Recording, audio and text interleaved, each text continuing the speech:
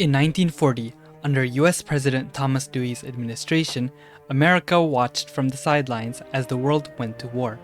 However, America's neutrality would be violated when on December 7, 1941, the Japanese Empire launched a surprise attack on Pearl Harbor, followed by a declaration of war from Japan and Germany. Now an active participant in the war, the beleaguered Americans scrambled to organize a military response. America's late entry in the war would not save the fate of the Allies. Just as the first American troops were arriving in Britain, Germany had landed on the shores of England. The Allied armies organized a desperate defense of the British Isles. Despite the valiant efforts of the Allies, they were eventually forced to evacuate from Britain by April 1945. In August that year, President Dewey signed the official peace accords, ending the state of war between the US and the Axis powers.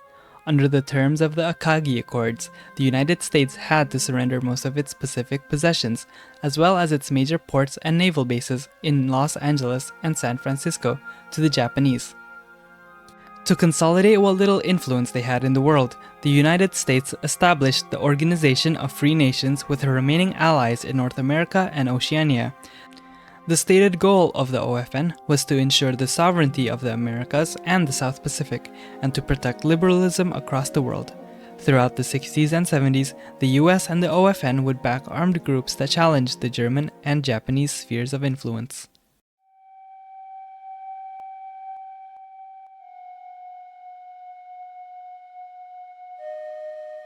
The year 1962 would see a major escalation in OFN assistance to anti-German and anti-Japanese groups.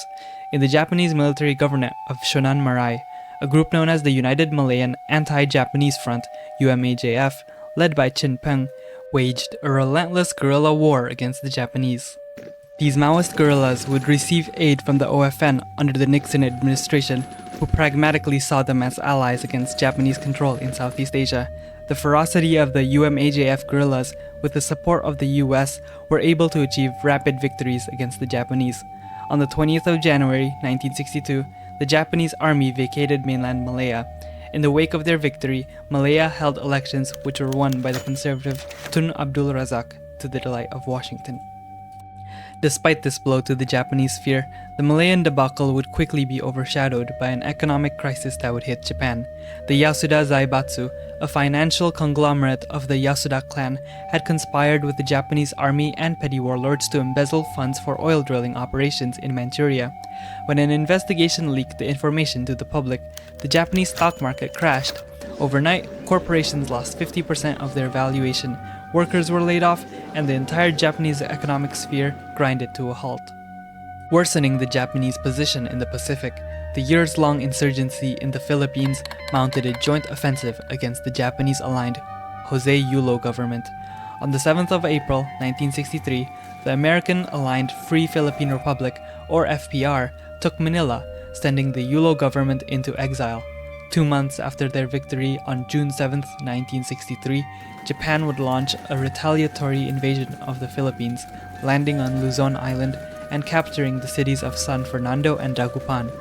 Backed by American arms and intelligence, the forces of the FPR managed to repel the Japanese invasion on June 27, 1963.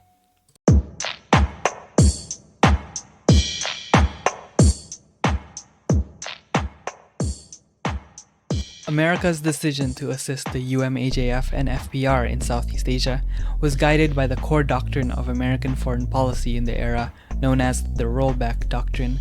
This doctrine posits that the United States must actively push back on the dual hegemonies of Germany and Japan.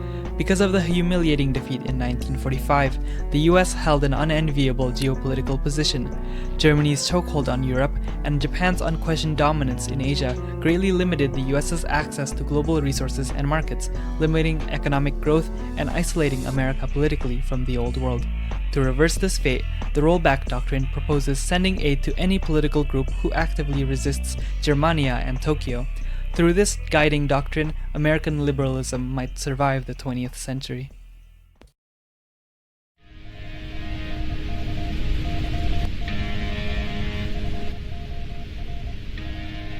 Meanwhile, in Europe, a political crisis was brewing that would set the German Reich ablaze.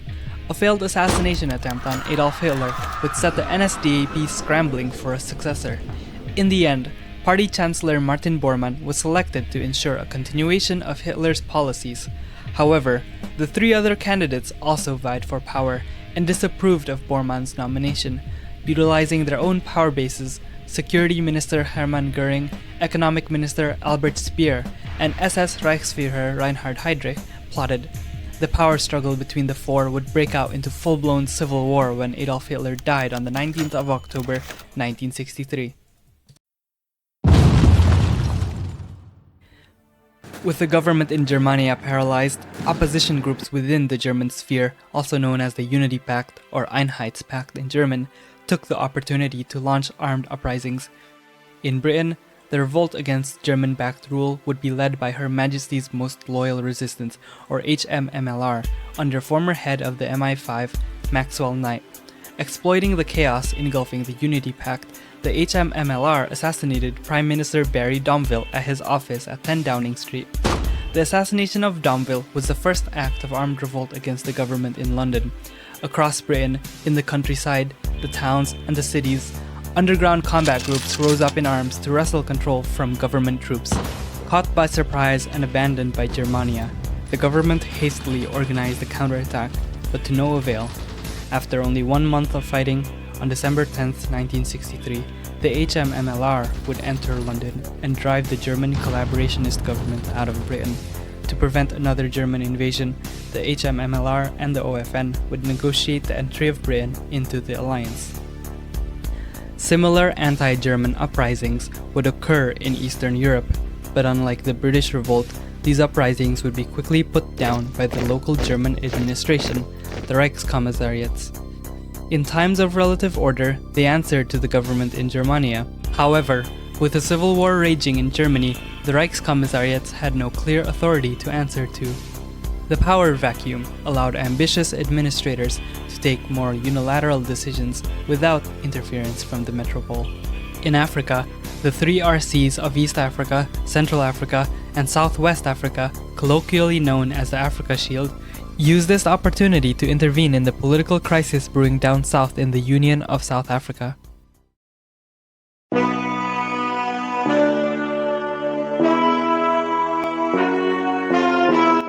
The crisis in South Africa ignited when the Boers declared the independence of their free state from the Union of South Africa. Stemming from years of tension between the Boer, the Anglo, and the native African populations. This triggered an armed conflict between the Boers and the South African government, a conflict which the Africa Shield were quick to side with the Free State. Fearing the combined strength of the Boer and Shield armies, the South Africans requested immediate assistance from the US. Despite not being a formal member of the OFN, the US saw it crucial to defend South Africa's sovereignty as a part of the wider struggle against German influence. As a result, they called for a security meeting of the OFN, which ratified Security Resolution 13, declaring that the OFN will defend South Africa as if it were one of their own members. Soon, American and Commonwealth troops would enter South Africa, directly facing off the Boer and Shield armies. It became immediately clear that the Shield armies and their Boer allies were severely under-equipped to confront the OFN forces in South Africa. Lack of support from the native African populations also made it difficult for them to wage their war effort. Within weeks of the American-led intervention, Bloemfontein would fall to the Allies. The routed Shield armies desperately defended their fallback lines, one after the other, as American bombs scattered their positions. The success of the OFN offensives were a shock even to the OFN commanders. The successes proved to the Allied commanders that they could carry out more ambitious objectives. The road to Africa's liberation had opened. In rapid-fire succession, the Shield armies fell one by one. The first to fall was the Boer Free State on December 27, 1963, followed by Southwest Africa on February 4, 1964, and East Africa the following month. In April, half a year into the OFN intervention, German presence in Africa was all but gone. The task fell to the Americans to reconstruct and re-establish civilian authority in Africa. The OFN established 3 mandates, following the administrative borders of the RCs, to work towards the goal of liberalizing Africa. Germania could only issue a diplomatic protest as they lost control over their resource mining operations in the African continent, which now fell into the hands of their American adversaries.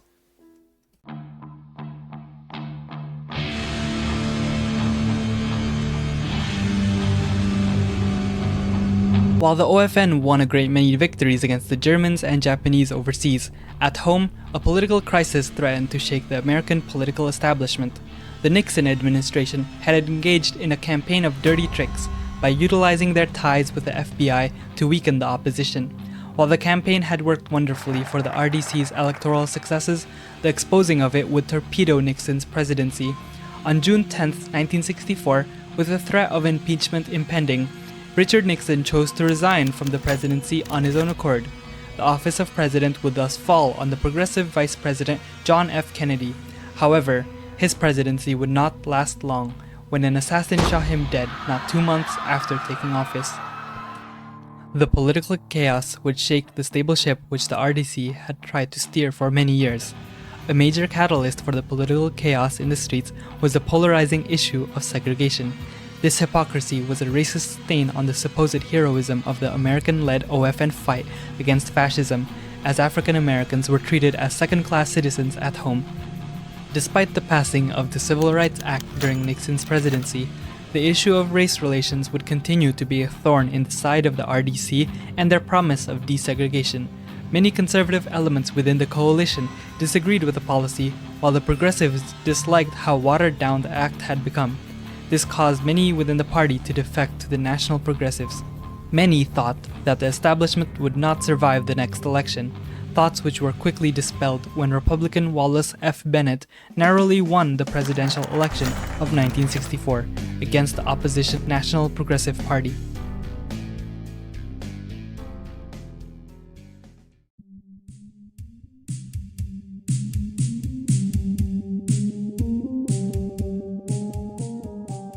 As America slowly returned to political stability with the election of Wallace Bennett, so too did Germany as the devastating civil war that rocked the European power came to a close. In the end, Hitler's chosen successor and NSDAP Chancellor Martin Bormann was able to militarily defeat his rivals for leadership, securing the title of Führer and solidifying his control over the country. As the internal situation in Germany stabilized, the Führer began looking outward to regain control over what was once the Unity Pact. This task would be easier in some places than others. In particular, the fall of Britain to pro-OFN forces would prove a massive roadblock to Bormann's goal of reunifying the Unity Pact. In conjunction to that, the prospect of American nuclear armaments in such close proximity to Germany would also be seen as an existential threat. To address the concerns, German military planners would begin drawing up operations to seize the British Isles once more by June 1964. However, as the Reich began its military buildup across the Channel in late July 1964, the United States responded in full force by deploying the American Navy around the southern English coast, initiating a months-long military standoff known to many as the Channel Crisis. Eventually, constant American military presence would prove too much of a risk for any invasion of Britain to commence, and thus Germany began a humiliating withdrawal of its military buildup in late October 1964, ending the Channel Crisis with a resounding OFN victory.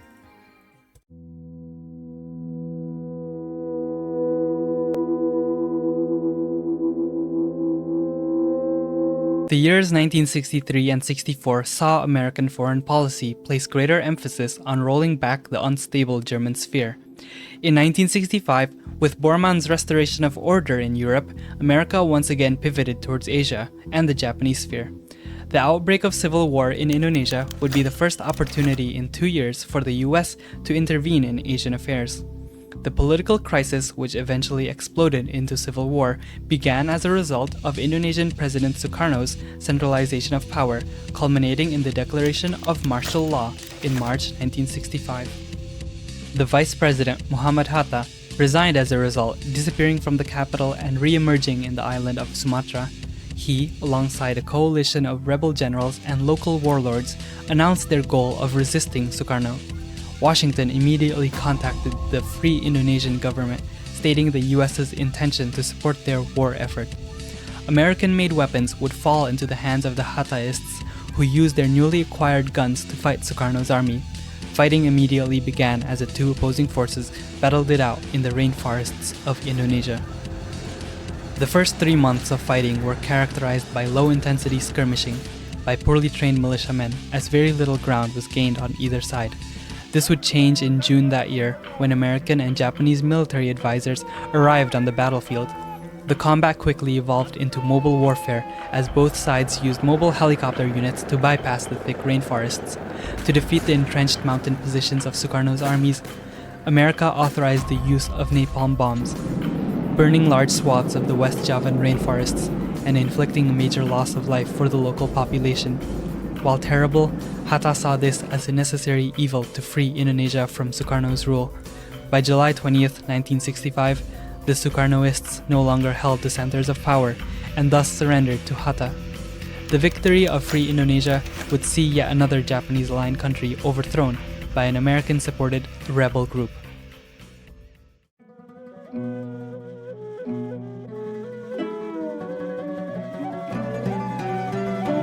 As the Indonesian Civil War ended in America's favor, another conflict began to brew across the Indian Ocean in South Asia. Ever since the end of the Second World War, India had been ruled by two rival governments, with both claiming to be the sole authority of the Indian subcontinent. Geopolitically, the Calcutta-based government of Free India, under the leadership of Subhash Chandra Bose, enjoys direct backing from Japan. Meanwhile, the Delhi-based Republic of India under Morarji Desai and the Indian National Congress enjoys relative support from the OFN. In 1965, tensions between the two sides reached a fever pitch after the failure of unification negotiations and an assassination attempt on the life of Free Indian President Chandra Bose. On the eve of New Year 1966, a series of border clashes would escalate to full-scale war between the two sides, beginning the Indian Reunification War. At the offset of the war, Desai's government experienced massive defeats at the hand of Bose's army. Within the first few months of the war, Free India was able to capture the major cities of Lucknow and Kanpur while inflicting significant casualties on Republic of India troops. Already facing many setbacks, the Republic of India soon had to contend with the opening of a second new front, as the newly formed country of Pakistan began military incursions of the Republic of India's western borders to claim its Muslim-majority regions. Despite this, Delhi managed to blunt Calcutta and Peshawar's offensives, stabilizing the front line and ensuring that the war effort would continue for years.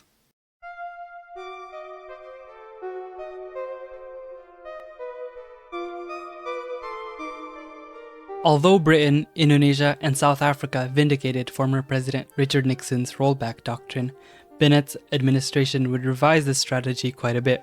Under Bennett, Washington would place greater emphasis on establishing close ties with neutral countries that weren't exactly a part of Germany or Japan's spheres. Of these neutral countries, one that stood out amongst them is the former Axis power of Italy. The Kingdom of Italy had been one of the German Reich's primary allies during the Second World War, and even early into the post-war world order. But cordial relations between the two countries deteriorated after the war, and even more so when the West Russia War erupted. In the end, Italy would leave the Axis to form the triumvirate with Iberia and Turkey.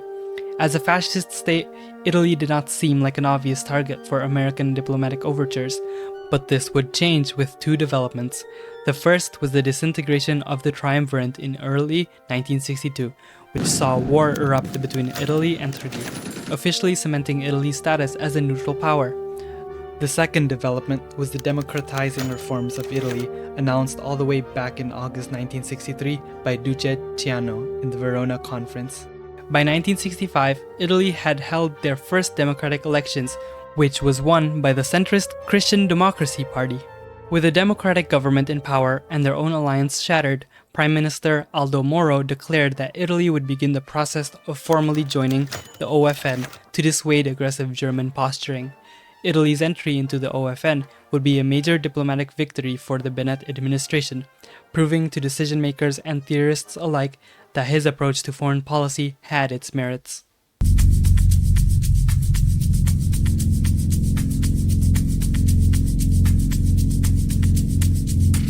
In Central Africa, after almost 2 years of military administration, the OFN finalized the process of granting independence to African states.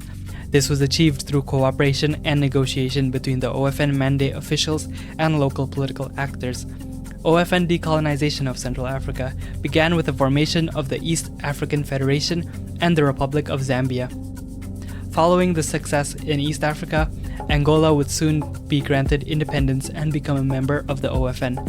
The decolonization process in Congo would also proceed smoothly, as the former territory of the Mandate would bring to birth 3 new nations: the Congolese Republic, the Republic of Orungu, and the Biafran Republic. However, in exchange for political independence, these newly independent states would still be tied to the American economic sphere, limiting their independence in socio-economic affairs.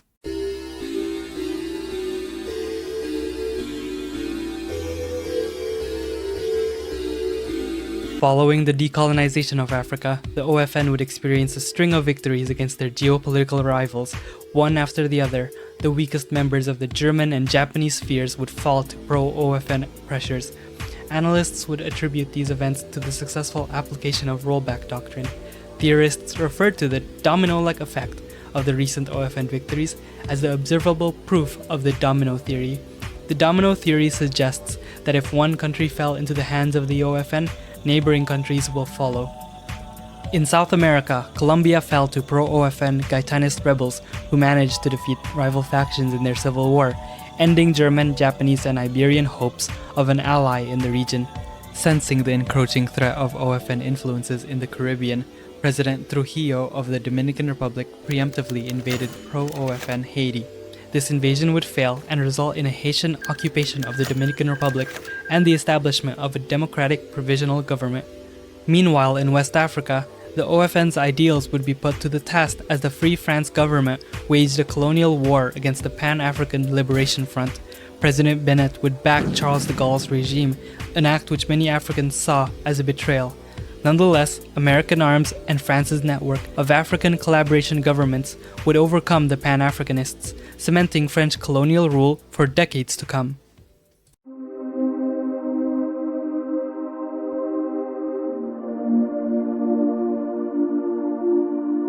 In 1969, the OFN would once again be granted a major victory in Europe, when the French state, under the reformist Prime Minister Antoine Pinay, re-established the French Republic and allowed the return of the Free French exiles.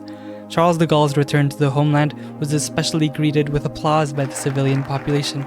Despite his old age, de Gaulle would run for president in the elections, which were held in September. Riding the wave of popular support, he would win the election and become president of France. To solidify their position internationally, France would formally join the OFN in August 1969, bringing along their West African collaboration governments into the alliance. This move would cement the OFN's position in mainland Europe, denying German access to the North Atlantic Ocean and creating a defensive bulwark stretching from the lowlands to the Alps.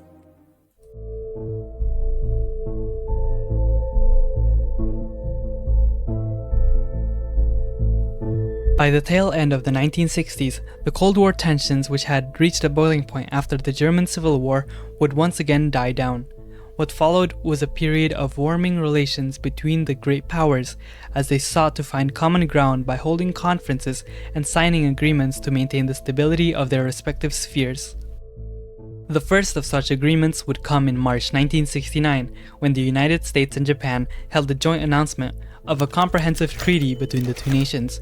In a shock to many, the United States would regain control over Hawaii and the treaty ports in Los Angeles and San Francisco, in exchange for giving Japan access to America's lucrative petroleum market after decades of embargo. This victory, which came within months after his re-election in late 1968, would cement Wallace Bennett's legacy as one of the most successful US presidents in recent US history.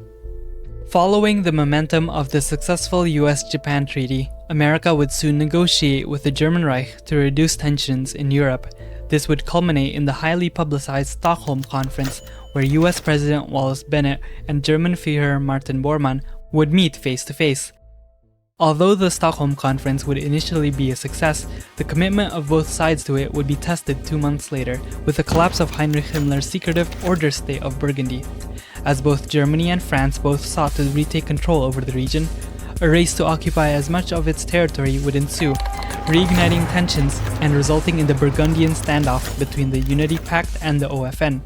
Fortunately, cooler heads prevailed as an agreement between the two sides would be reached, resulting in the Paris Agreement of May 1970. The agreement would have both sides withdrawing all military personnel from the border and establishing a demilitarized zone, ending the crisis and reinforcing the goodwill first established in the Stockholm Conference. As the United States finalized their agreements with their geopolitical rivals, those same rivals, the former great powers of the Axis, began to reconcile among themselves. Setting aside decades of rivalry, Tokyo and Germania formally announced a declaration of friendship in July 1970. Their decision to repair ties may stem from the constant string of victories made by the OFN in various proxy conflicts waged over the years. Nevertheless, the agreement followed the détente trend of the late 60s and early 70s. However,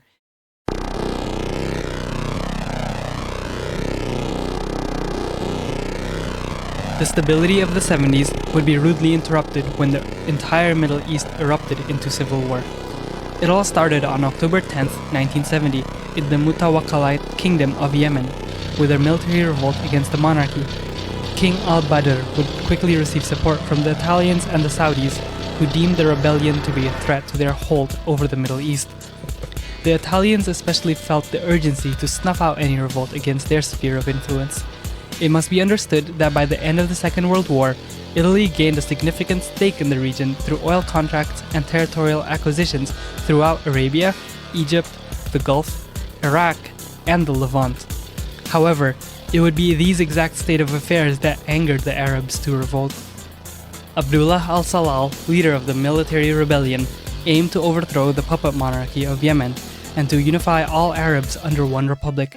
His actions would inspire all sorts of similar revolts around the Middle East, as underground networks of disgruntled Arab officers took up arms against their own pro-Italian governments.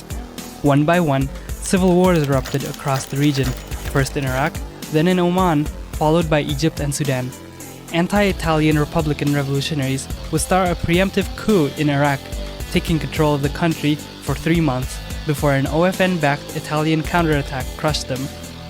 This would be paralleled in Egypt, which saw the revolting officers defeated 1 month after their uprising. The revolutionaries in Oman would see better luck as the Italian garrisons found themselves stretched thin. Meanwhile, in Yemen itself, al-Salal's pan-Arab rebels would fight bitterly against the king and his Saudi backers. When the Yemeni Republican armies eventually broke through the royalist Yemeni forces and sent them scrambling, they turned their guns towards Riyadh.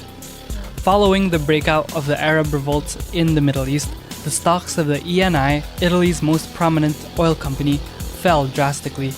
Because of Italy's role as a major player in world trade, the fall of ENI's stocks would be felt across the world as oil prices skyrocketed.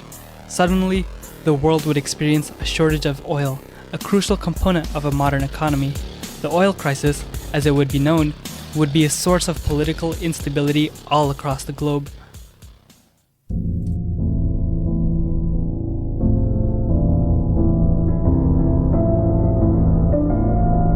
The oil shortage resulting from the oil crisis would see ramifications in the longest-spanning war of the 1960s and 70s so far, that being the Indian Reunification War. By 1971, after 5 years of a conflict and 500,000 military casualties on both sides, the brutal war had turned in the favor of Delhi. However, Calcutta still put up a stiff resistance. With the beginning of the oil crisis, Calcutta's war machine began running into operational and logistical problems. Eventually, their armies would begin to buckle under the pressure of Delhi's offensives. Finally, in February 1971, the last remnants of the Free Indian Forces would surrender to the Republic of India, ending the war decisively for the OFN's allies.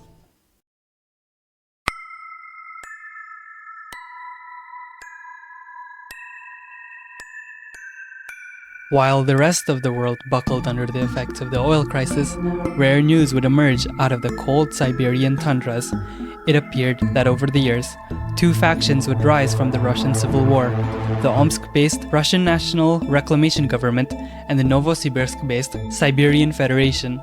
Unable to formulate the terms of a peaceful unification, the two sides marched to war to become the sole sovereign of Russia in February 1972.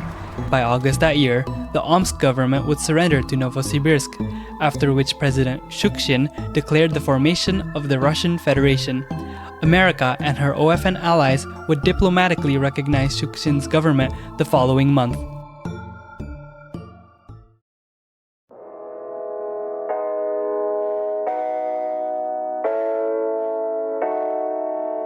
Within the span of a decade, America and her allies were able to completely reshape the balance of the Cold War by exploiting German instability and Japanese weakness. The OFN was able to gain new footholds at the expense of her adversaries in Germania and Tokyo. The upheavals of the early 1960s would be followed by a period of détente between the great powers in the late 1960s. Despite the peace of the late 60s, the oil crisis, the resurgence of a united Russia, and an increasingly assertive China would set the tone for what was to come in the 1970s.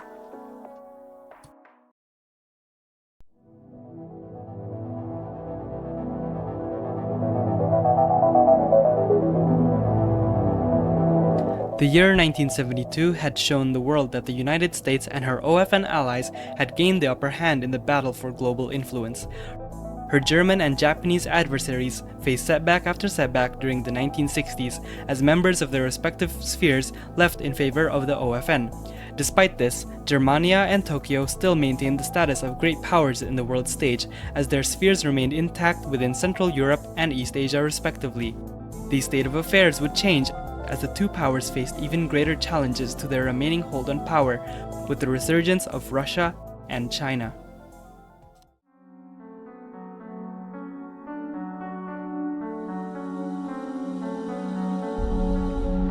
The 20-year absence of Russia from world politics was a direct consequence of their defeat to Germany in the Second World War.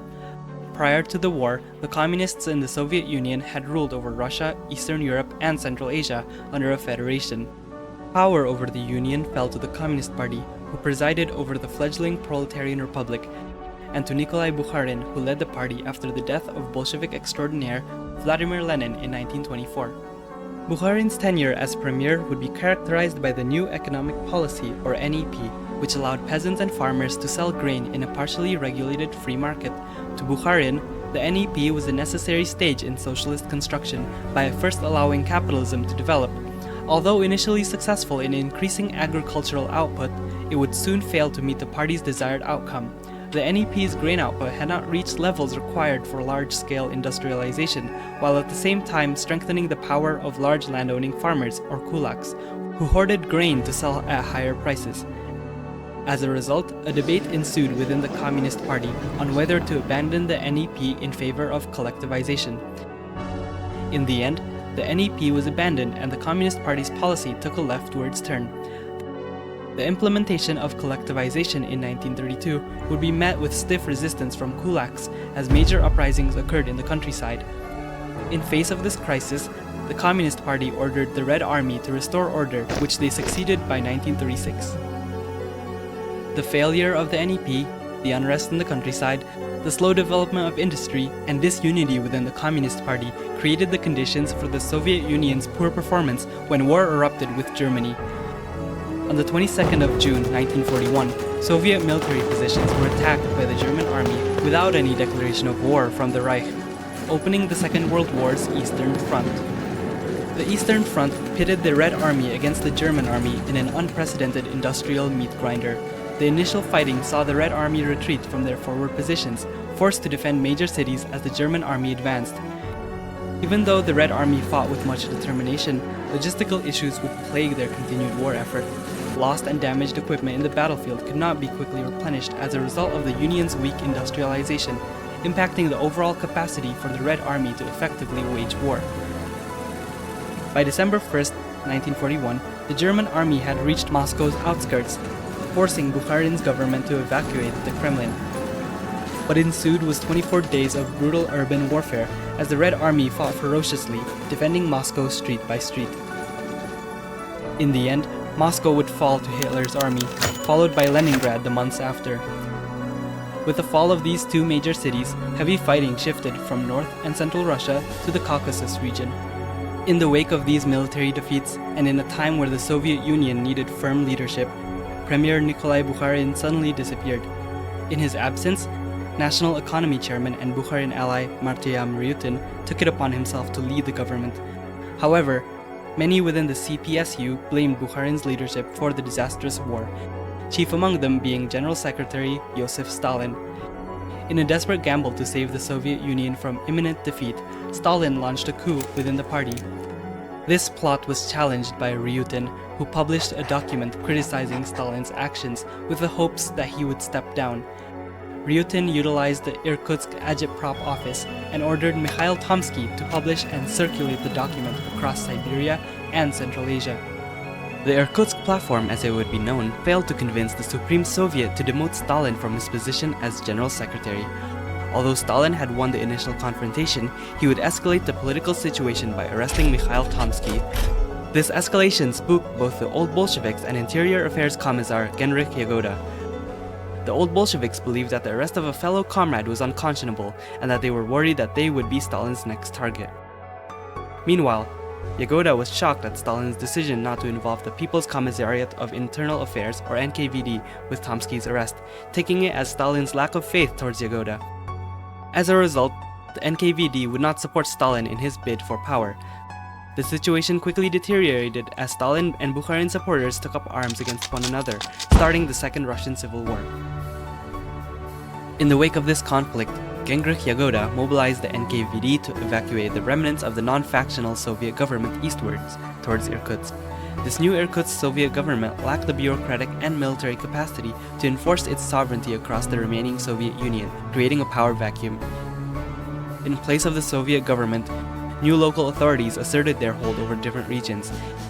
In the industrialized heartland of Central Siberia, an uneasy alliance had formed between the industrial managers, petty bourgeois Democrats, and mutinous military officers who declared the formation of a Central Siberian Republic in Tomsk. In an attempt to restore the Soviet Union's hold over Siberia, Genrikh Yagoda authorized a military buildup in Central Siberia. In response, the Central Siberian Republic mobilized to counteract the Soviet incursion. The Siberian War, as it would be known, erupted in May 1950 as Red Army soldiers marched into Central Siberia. The war quickly turned into a stalemate as both sides struggled to push the other. With the Red Army tied up in Central Siberia, dissident elements in the Far East made their move and launched insurrections in Chita, Magadan, and Zeya. Seeing Yagoda's authority crumble in the Far East, the Central Siberian Republic would start their own offensive against the Red Army. Despite hopes of a successful counterattack, the Republican Army would fail to take advantage of the situation as their own offensive stalled. Imitating the political situation in the Far East, Central Siberia would also suffer from insurrection. Resistance in the Central Siberian Republic would spawn from the disaffection of factory workers and peasants who were forced to fight a war which they had no stake in. Soon, these elements united with mutinous military men to form the anarchist Siberian Black Army. The Black Army's rebellion was followed by several failed attempts by Tomsk to forcefully suppress the uprising. The failure of that campaign led to the commanding general, Nikolai Krylov, to defect, proclaiming himself to be the successor of the ancient Rurkid dynasty and establishing a polity in Kemerovo. The Republic's failures led to a complete collapse of the uneasy alliance between the petty bourgeois Democrats, industrial managers, and military as each side lost faith in the other. What was left of the government remained in Tomsk. This government was mainly comprised of the liberal intelligentsia, the main power brokers of the city's salons. Meanwhile, the industrial managers and their military allies aligned themselves with the governor of Novosibirsk, Alexander Pokrishkin, who seceded from the Republic as a result of the crisis. As the conflict subsided, it became clear to everyone the authority which existed in Central Siberia no longer held sovereignty. The provisional government in Tomsk quickly insulated itself from regional politics, as factions of the intelligentsia argued amongst themselves about the direction of the Republic. The retreat of Tomsk gave way to the rise of Novosibirsk as the eminent regional power in Siberia.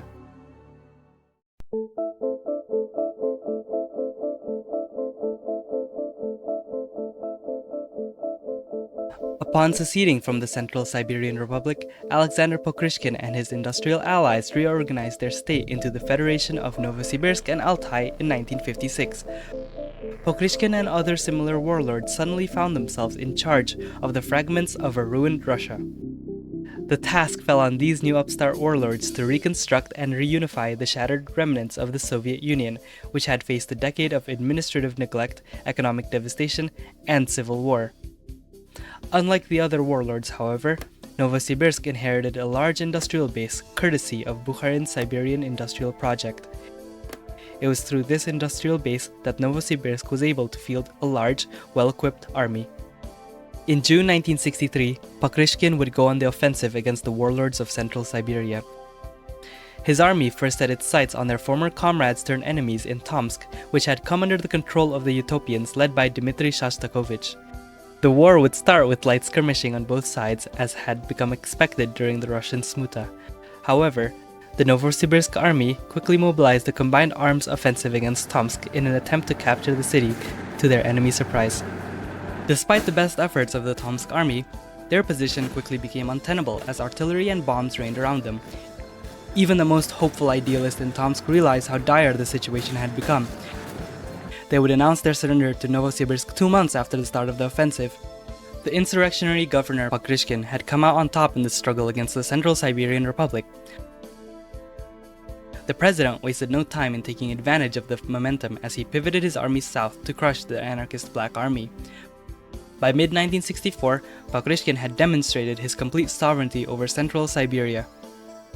Upon Novosibirsk's victory, President Pokryshkin found himself inheriting a region with an already developed industrial sector and a sizable agricultural sector. Industry in Central Siberia can be organized into two categories: resource extraction and manufacturing. Of the two, resource extraction was the larger sector as it accounted for more than half of the region's productive output. Specifically, the coal mining operations were of much importance to the corporations of Central Siberia. These resources would find themselves either exported to the Japanese market through Mongolia and northern China, or sold to the black markets of Russia. Trade between the Russian warlord statelets provided the Novosibirsk-based corporations with much-needed capital, which were reinvested into the regional economy. However, the fruitful profits of Siberian industry would not be enjoyed equally by all stratas of social life. While the industrial managers lived lavishly from the profits, the living conditions for the workers of the mines, factories, and farmlands remained stagnant. These neglected sections of Siberian society made up the foundations of a revolt that would challenge the order presented by Pokryshkin and the Siloviki. Under the leadership of a mining foreman by the name of Vitaly Kostin, the workers of Siberia took up arms against the bourgeois Siberian government.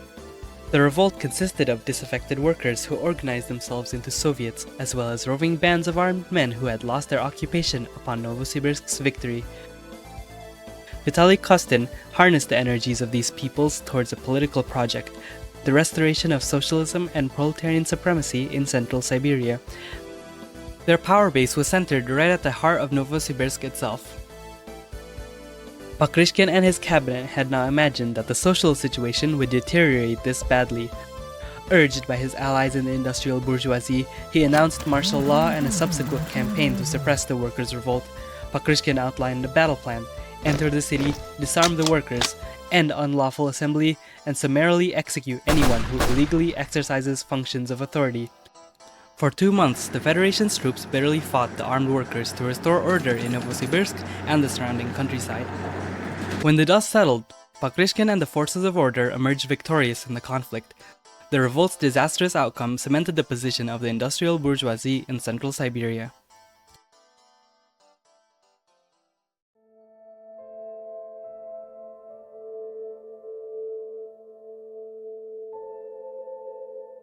While Pokryshkin busied himself with squashing the workers' revolt in mid-1964, other developments occurred in the Russian Smuta. To the east, a new power had successfully established sovereignty over far eastern Siberia. The Chita-based Far Eastern Imperial Realm, led by Tsar Mikhail Andreevich Romanov. These monarchists consisted of Russian emigres from Harbin and were of the many groups that launched an insurrection against Genghis Yagoda during the Central Siberian War with the hopes of restoring the old Russian Empire. Between 1964 and 1969, an uneasy peace persisted between Pakryshkin's federation and Mikhail's imperial realm. Under these conditions, banditry and warlordism had been reduced to pre-war levels. This reduced the risk of economic activities such as trade between the central and far eastern Siberia. Chita would quickly become reliant on coal and grain imported from central Siberia's industrial and agricultural centers.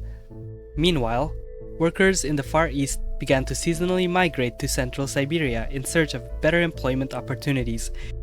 In conjunction with these developments, the industrial corporations of Novosibirsk obtained project contracts in the Far East to initiate mining and logging operations. The political implication of pan-Siberian economic integration was not lost on Novosibirsk's decision-makers.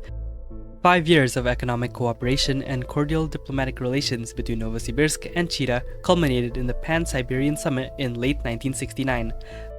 The two heads of states, the Old Russia and the New Russia, the Tsar and the President, met in Irkutsk and then Kansk for several rounds of negotiations. At the onset of these negotiations, it was clear to most that Novosibirsk held the upper hand. After all, it had all the economic leverage. This was made even clearer when the outcome of the summit had become public. The two states would unify into the Siberian Federation, a presidential republic with all the political structures of Novosibirsk. To convince the old monarchist generals and their emperor to retire their political ambitions, they would be given a hefty annual state pension. On the eve of October 19, 1969, a ceremony would be held in the city of Novosibirsk to celebrate the unification of Siberia. President Pakryshkin stood side by side with Tsar Mikhail throughout the ceremony. By the end of the pleasantries, the Tsar would once more become Citizen Romanov.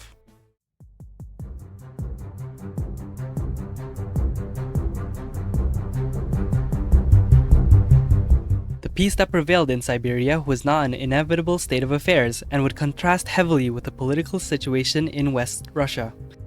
In the West, the two major players in this part of the Russian Smuta were the West Russian Revolutionary Front and the West Siberian Provisional Authority. The West Russian Revolutionary Front, or the Revolutionary Front for short, is made up of the tattered remnants of the old Red Army. While a shadow of its former self, the front, led by Marshal Zhukov, desired the restoration of the Soviet Union. After decades of civil war, the front had proved themselves to be capable fighters and administrators in their own right. But their capabilities would be put to the test when in May 1969, the Revolutionary Front went to war with the Black League's West Siberian Provisional Authority. The Black League was an anti-colonial resistance organization based in the West Siberian city of Omsk, whose stated goal was the end of German settler colonialism in Eastern Europe and the dissolution of Germany as a whole. They were a hardline organization and desired the unification of Russia under their rule, refusing to cooperate with ideologically aligned organizations. This hardline stance would set the Black League on a collision course with the Revolutionary Front. The war between the Front and the Black League would turn out bloody and disastrous for the population, who were forced to endure yet another round of violence. Combat in the early stages of the war centered around the many mountain passes of the Urals. Sporadic clashes occurred all across the passes as the Revolutionary Front's positions were attacked. The Black League took the initiative and launched several offensives through the passes with motorized infantry and artillery. This offensive was countered by the Revolutionary Front's own armored columns, who tore through the League's initial assault. The first offensive left charred remains of trucks and armored half-tracks littered across the mountain passes. Undeterred by these mounting losses, the Black League initiated yet another offensive in April 1970, this time targeting the weaker positions of the South Urals.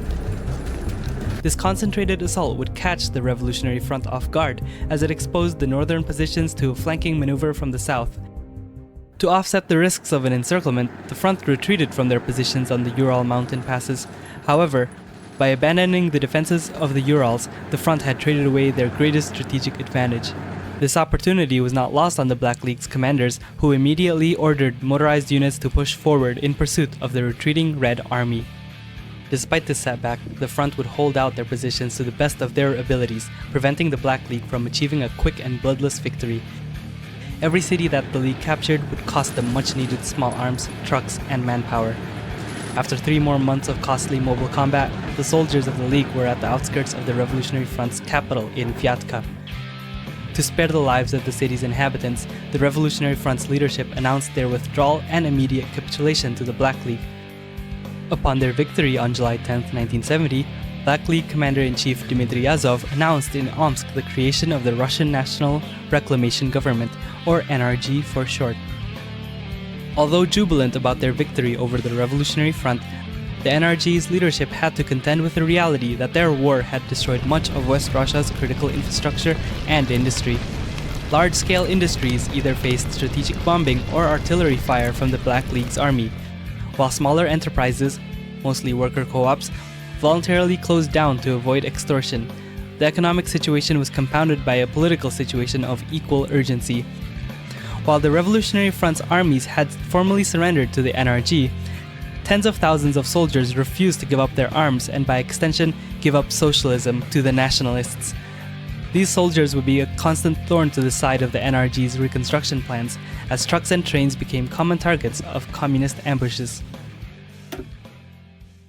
Comparing the political and economic situation of the NRG and the Siberian Federation as the two remaining governments in the Russian Smuta, one could argue easily that the Federation was in the better position for reunification, especially in the event of an armed conflict. For one, it had not condemned its region to a fratricidal bloodbath as the Reclamation government had done. In absence of such a regional war, the Federation was able to funnel their productive capital towards economic development. In contrast, the NRG had little resources to spare outside of war expenses, which had an undoubtedly adverse effect on their economic growth, with a measly 4.69% GDP growth rate in 1972. In contrast, the Siberian Federation's GDP growth in the same year was 10.2%, far surpassing that of Omsk. Despite this, the Reclamation government's GDP numbered $33 billion, higher than the Siberian Federation's $27 billion. The $6 billion GDP difference is to be expected, since West Russia is home to a larger population and by extension higher concentration of economic activity. However, the form of economic activity which took place in West Russia was not as productive nor organized as Siberia. The carcass of the Revolutionary Front's cooperative socialist system underwent a process of expropriation by the Reclamation government's military apparatus. This expropriation derailed industrial production in West Russia and resulted in numerous industrial disputes. For example, when NRG authorities attempted to restructure management in a cooperative shoe factory in Kazan, the organized workers shot the representatives dead. In response, the army was sent to besiege the rebellious factory. The resulting violence left half of the workers dead and gave the army no choice but to fill those empty ranks with armed conscripts. This dire economic situation certainly limited the NRG's military capacity.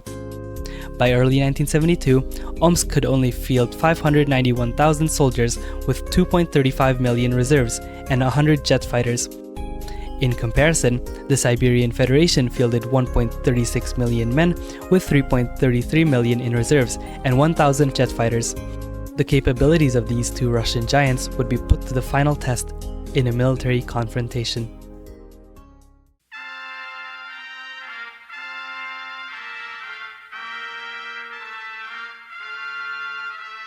The deadly West Russian Civil War and the subsequent destruction of the West Russian Revolutionary Front had alarmed Pakryshkin and his inner circle, who dreaded the possibility of facing off Marshal Yazov and his National Reclamation Army in an armed conflict. The ferocity of the Black League's army had become notorious across Russia. Their use of chemical weapons, heavy artillery shelling, and lack of concern for civilian lives were a main source of those fears.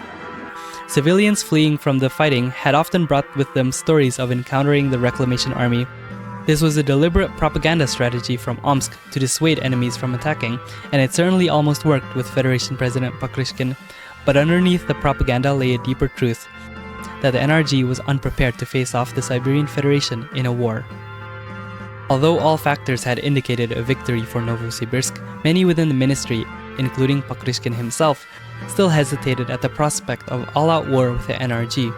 They hesitated at the potential human toll, the economic damage, and the possibility of German or Japanese intervention. Nonetheless, preparations for war were made with the construction of airstrips and defensive fortifications, as well as military training which took place all across the Siberian-Russian border. Tensions peaked when Federation anti-air systems shot down an NRG reconnaissance plane. The pilots were captured, upon which the NRG demanded their release, but Novosibirsk had little time for negotiations. Quickly, both sides mobilized their armies to the front lines. The NRG sent a final ultimatum to Novosibirsk on February 1, 1972, with a deadline on the 4th. President Pakryshkin sent no response to the ultimatum, igniting war between the two last Russias. The Federation would strike first, making use of its air supremacy. NRG supply depots, military command posts, and airfields were struck in the first 4 hours of the conflict. Meanwhile, on the ground, the Reclamation Army was unable to take the initiative. The Siberian Army had all the advantages in number, technology, and military preparedness that the Reclamation Army could not keep up. The Siberian Army's first objective was to cut off the city of Omsk from the rest of their territory. This was achieved in the first 2 months of the war. With Omsk separated, the Siberian Army and the Reclamation Army battled across the Urals and West Russia. However, the Reclamation Army would slowly retreat from their positions. The NRG's reliance on artillery and motorized infantry put them at a severe disadvantage as they faced off against the Siberian Army's modern armor. City after city fell to the marching Siberian Army, but not without incident. Before retreating, the NRG would indiscriminately unleash chemical weapons onto the civilian population as to slow down the Siberian Army's advance. Nevertheless, NRG presence in West Russia was all but gone by August of 1972, and a few days later, Dmitry Yazov's fortress in Omsk would also fall. Upon seizing the Black League's capital, now Federation President Vasily Shukshin proclaimed the formation of the Russian Federation on September 3, 1972.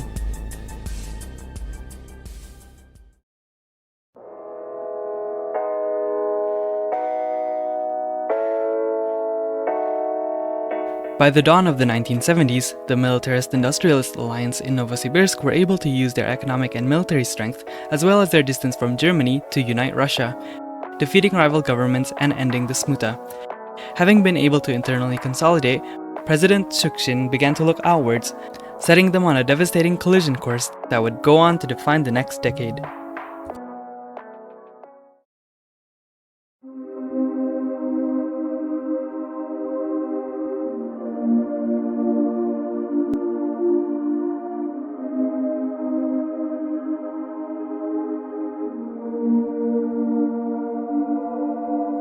With Russia's return to prominence following the reunification of the country, similar developments would happen to their south in China. The contemporary situation China found itself in was a direct result of their defeat at the hands of Japan in the Second Sino-Japanese War. Before the war, China was nominally ruled by the Kuomintang, the Chinese nationalist party founded by Dr. Sun Yat-sen, now under the leadership of Generalissimo Chiang Kai-shek. About a decade prior to the war, Chiang had reunified the fractured nation by militarily defeating major warlord factions and rivals within the Kuomintang itself. His efforts to solidify control over the country and the Kuomintang party would create many enemies for Chiang, something that would prove useful to Japan's future war effort. Chiang's rule would also be challenged by the burgeoning Communist Party of China, sparking the Chinese Civil War in August 1927. By late 1936, as the prospects of a Japanese invasion became more evident, several Kuomintang generals forced Generalissimo Chiang to cease hostilities with the CPC, forming a united front to face Tokyo. On July 7, 1937, the United Front would be tested as Japan would begin a full-scale military invasion of China. Owing to decades of internal turmoil and an industry lacking the capabilities to run a modern war effort, the joint Chinese armies began experiencing defeats at the hands of the Imperial Japanese Army. Within the first few years of fighting, the Japanese would capture major Chinese cities such as Beijing, Shanghai, and Nanjing. These setbacks would force the Chinese government to relocate to the southwestern city of Chongqing, away from the front lines and protected by mountainous terrain.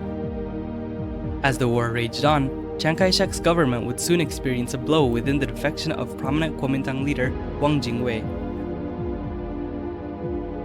This defection arose from the many disagreements between Wang Jingwei and Chiang Kai-shek, stemming from their power struggle to take leadership role of the Kuomintang after Sun Yat-sen's death in 1925.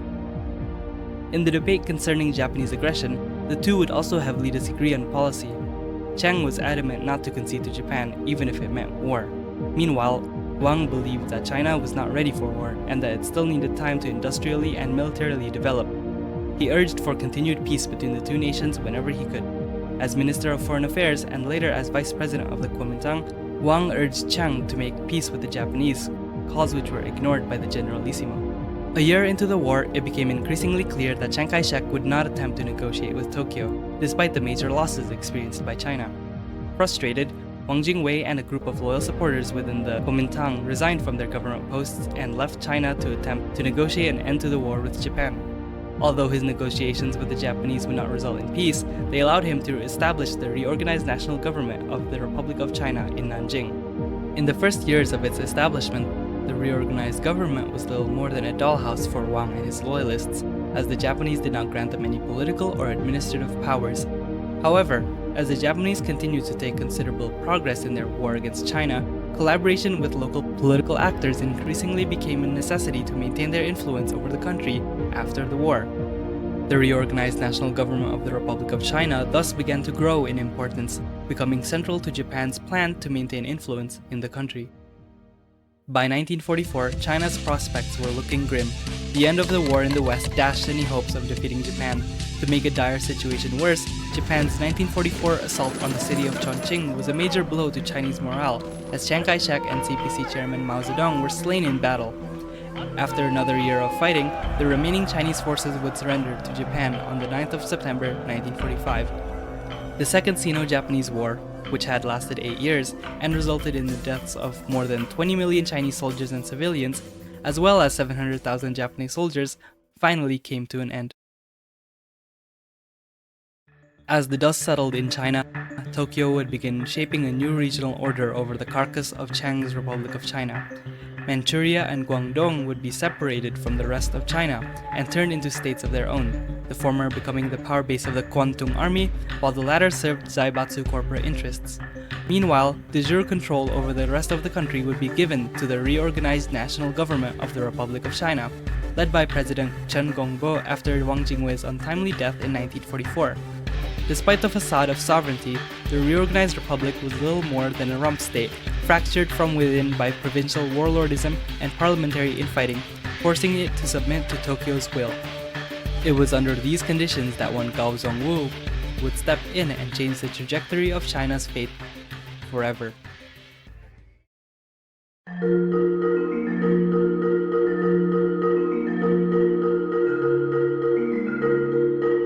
Before gaining prominence, Gao had been a professor in Nanjing University, writing his dissertation on the importance of Sino-Japanese diplomacy.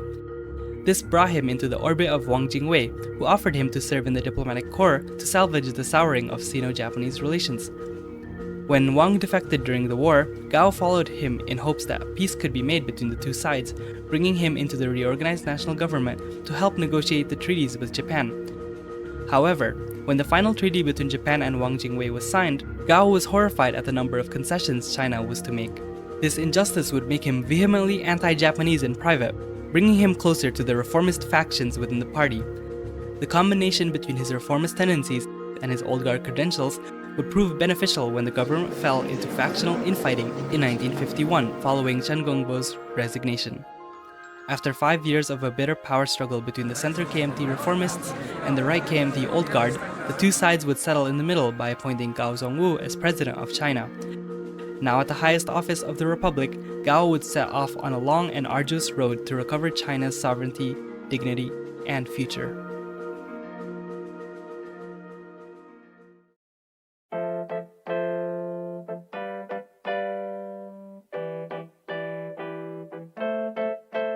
Early into his presidency, Gao announced a program of 5 modernizations, outlining the areas of focus required to bringing China into equal footing with Japan. This included education, technology, industrialization, militarization, and eventually reunification. Prior to the modernization, China had been an agrarian nation with a social basis that consisted mainly of illiterate peasants, alongside a handful of small shopkeepers, merchants, and professional bureaucrats. These conditions, which prevented China from achieving its full potential, would be the main target of modernization. Using increased revenue from an agrarian boom in the mid-1950s, the Chinese government would utilize all their resources to push for these much-needed reforms. Education would be made much more accessible through language reform, the expansion of public and vocational schools in rural areas, as well as the introduction of new university scholarships. technological expertise would be improved by taking advantage of the mechanisms of the co-prosperity sphere, replicating Japanese advances in research for China's interests. Successes in educational and technological reform would then pave the way for larger-scale industrialization. China's growing number of industrial experts would utilize their technical skills to prospect, excavate, and extract valuable resources. Lucrative reserves would be found all over the country, including but not limited to iron in Hunan, copper in Jiangxi, and aluminum in Shandong. These resources would then be used to make various manufactured goods in China, used by the growing consumer base at home and abroad. Despite the great strides made in educational, technological, and industrial reform, modernization, Gao privately said, would only be complete with a total restoration of China's sovereignty. The last two pillars of the 5 modernizations sought to achieve this goal. Militarization called for the complete reformation of China's armed forces. The first of these would be the development of new military technology. Development of military technology would be heavily assisted by China's homegrown research and development sector. State-owned companies would be entrusted to carry out the task of developing modern military armaments to engage in armed confrontation in the ground, sea, and air. To effectively use this new equipment, China's military doctrine would require extensive overhauls, which the government was all too keenly aware of. The government would remodel the new doctrine according to the radical nationalist faction's desire, sidelining the military old guard. Beyond the theoretical, Gao's government would quietly expand the size of the Chinese army away from Japan's eyes in what would later be referred to as the Secret Army. Just as quickly as it was being formed, the Secret Army would find itself in a baptism by fire as an insurrection brewed in China's southwestern frontier.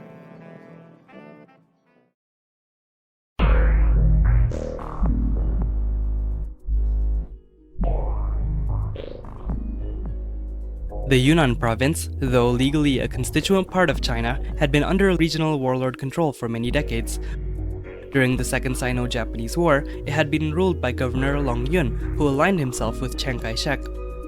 However, as the war reached its conclusion, Yun was replaced by his cousin and fellow warlord Lu Han, who pragmatically struck a deal with Japan. Han would rule over the province with Japanese approval for the next few decades, utilizing the province's resources for personal enrichment.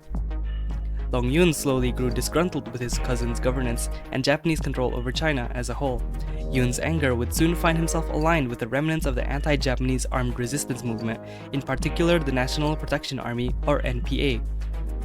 In late November 1965, with the backing of the NPA and exiled Chinese nationalist generals, Long Yun would launch a coup, ousting his cousin and reigniting large-scale anti-Japanese resistance. On the 6th of May 1966, what was initially expected to be a minor rebellion developed into a full insurrection on a scale that had not been seen since the end of the Second Sino-Japanese War. Reports trickled into Nanjing spoke of armed units advancing from the southwest, clashing with government garrisons in the region. Furthermore, rumors of a mass exodus of civilians would find their way to the capital, pressuring the government to take immediate action. In this moment of crisis, President Gao would declare a state of emergency, stating that Mad Dog Long Yun's rebellion would be swiftly crushed. Stabilizing the situation would be the first concern of Gao's government. The Chinese army, both open and secret, would be sent in full force to the southwestern border. These troops would be given 2 main tasks in dealing with the crisis: combating NPA rebel forces in armed confrontation, as well as providing safe passage and temporary housing for displaced civilians fleeing east. Within 5 days of the initial advance, fresh government reinforcements would beat back NPA troops back to the administrative borders of Yunnan and Guizhou province. Soon, Long Yun's men would be swept from the plains, continuously forced to retreat higher and higher into the mountains.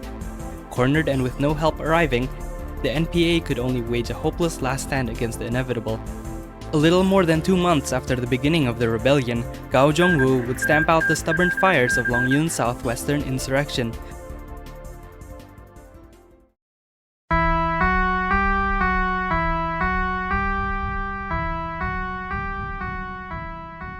The end of the rebellion in Yunnan would bring a sigh of relief to Nanjing, as the government could once more focus on modernizing without interruption. However, the status quo would once again be upended a few years later in 1969, when the leaking of the Nanjing papers revealed to the ordinary Chinese citizen the extent of the regime's submission to Japan. The relentless exploitation of the common Chinese man to satisfy the interests of Japanese bankers and businessmen was now for all to see. These revelations ignited China's social fabric as workers began protesting their working conditions. Japanese investors fled in droves as anti-Japanese sentiment reached a boiling point, triggering an economic downturn. The government was not spared from the crisis, as many blamed it for enabling Japanese exploitation. With social unrest rising, the economy crashing, and government legitimacy free-falling, Gao would have to act fast to prevent the complete collapse of his rule. After short deliberation, Gao and his ministers would enact their policy to salvage the deteriorating situation. His government would attempt the ultimate balancing act, acquiescing to workers' demands, appeasing Japanese interests, while simultaneously undermining their influence in the economy. For the workers, Gao's government offered minor concessions. Workers from the factories mentioned in the leaks were given compensation, while calls for broader labor reform, which could hurt Japanese investment, were avoided. To increase investment from Tokyo, tax breaks were given to the zaibatsus. To avoid complete capitulation to Tokyo's interests, however, Gao's government discreetly assisted Chinese businessmen in aggressively pushing out their Japanese competitors. The government apparatus would also be purged of corrupt officials to ensure that the bureaucracy could not be bribed into giving more concessions to Japan. As weeks turned into months, the results of Gao's maneuver began to show results. The economy recovered, the public's ire subsided, and the crisis that consumed China seemingly dissipated. However, this was not to last, as developments abroad would once again take China by storm.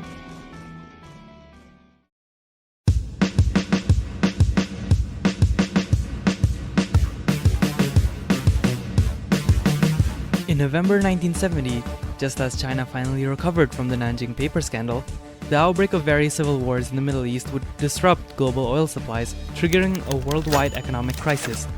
The turmoil would not spare China. Within weeks of the oil crisis, Chinese supply of fuel quickly dried up. Chinese industry, heavily reliant on oil to fuel its activities, screeched to a grinding halt. In the streets, sweeping gas shortages triggered social unrest as citizens lined up for their share of the primary good. The desperate would take matters into their own hands, taking what they could by force in acts of banditry. In the factories, the consequences of half-hearted reforms during the Nanjing crisis would return to the forefront as workers demanded better working conditions. Pressured to alleviate the crisis, Gao's government took immediate action to end the oil crisis in China once and for all. Gao and his ministers would devise a two-pronged approach aimed at resolving the resource and social crisis.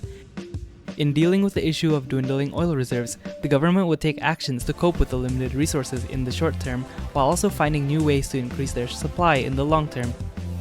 Temporarily, the government would allocate oil to only the most essential industries, leaving others to operate in limited capacity. Price controls would also be enacted to prevent price gouging and inflation. Simultaneously, China would attempt to end the resource problem by producing oil at home. Thanks to expertise cultivated during modernization, China's experts proposed the possibility of finding offshore oil inside territorial waters. Such a project would put Nanjing up against Tokyo's naval dominance in the East China Sea, making it unlikely for the Japanese to allow it. Despite these potential threats, Gao's government would give the green light to start the project. In short order, Chinese exploration teams would strike black gold on the shores of Shanghai. Soon, China would begin to initiate negotiations for Japanese permission to build the offshore oil rigs. After high-stakes diplomatic talks between the two countries, the Japanese would grant permission to develop the offshore oil drilling facilities. Months later, these efforts would bear fruit as China's oil supply headed towards a surplus, ending the resource front of the oil crisis. Just as developments on resolving the oil crisis were underway, Gao's government sought to quell the social upheaval burning in the cities, countryside, and factories. China's leaders realized early on that if any semblance of order was to return, the government had to enact popular reforms. They also understood that complete capitulation to demands in the streets would set a dangerous precedent which could erode their rule over the country. The government would therefore proceed with a moderate strategy, enacting enough social reforms to satisfy the masses without destroying their own power base. In the factories, the government would meet workers' demands. Sweeping welfare reforms for workers would be mandated, increasing wages, improving healthcare, and giving guarantees to the families of those injured or killed. In the countryside, the government would initiate partial land reform to help ease tensions in the brewing agrarian conflict.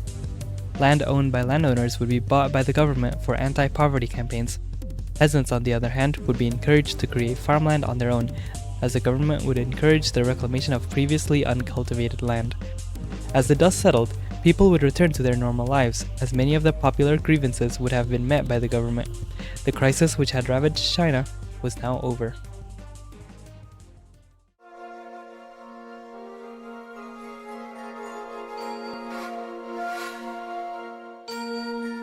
China's position appeared more robust than ever by 1972. Under Gao Zhongwu's leadership, what was once merely the breadbasket of the co-prosperity sphere had bloomed into an industrial powerhouse. This newfound prestige, it was hoped, would be what it would take for Japan to see China as an equal. The opportunity to prove it would soon come in the Co-Prosperity Sphere Summit, set to be hosted in Nanjing in early 1973. The Chinese government had already been hard at work at preparing for the occasion when in late 1972, using Manchurian diplomatic channels, Japan informed Gao's government that the summit had been abruptly moved to Taipei. The message was clear for all to see, and the summit would make these intentions even clearer. The Taipei Summit Agreement, which was signed at the end of the meeting, granted even more economic concessions to Japan. The Chinese people had had enough. Students went to the streets to protest, workers went on strike, business owners closed up shop, and parliament was in chaos. Despite this, Gao had carefully maneuvered to make sure that this last humiliation would be the last. Within the meeting halls of the Taipei Summit, Gao managed to gain a concession stating Japan's nominal support for Chinese unification. With it, he could set off to complete the last of the 5 modernizations, reunification. With Japan's tacit approval for Chinese unification, Gao would begin the process of reintegrating the independent provinces under Nanjing's control. The process would first begin in the northwest, in the province of Qinghai. The province had been one of the last holdouts of anti-Japanese KMT resistance, being controlled by the NRA 40th Army Group. In May 1973, a major conflict would erupt in the province against the regional Japanese frontier garrison. Gao, sensing an opportunity, would begin making secret contacts with the NRA leaders of Qinghai. With the support of Nanjing, the conflict would end in a success as the infamous Japanese general in charge of the region, Tsuji Masanobu, would be killed in the operations. Gao's support of the Qinghai generals would gain their trust, who would soon negotiate their reintegration into China proper. Soon, the remaining provincial warlords would follow suit, as the provinces of Qinghai, Zhejiang, Guangxi, Shaanxi, and Xinjiang would be reincorporated into China. Tibet would be the last non-Japanese-backed province to be brought back into the fold. Despite Tibet's de facto independence for 50 years, the KMT saw it as rightful Chinese territory. In February 1974, the fate of Tibet was decided when Chinese army units crossed the Sino-Tibetan frontier, triggering an armed conflict. Despite their best efforts, Tibetan resistance was futile as they were no match for the better-equipped Chinese forces. By May 1974, organized resistance had all but ended as the polity was reincorporated into China as an autonomous region.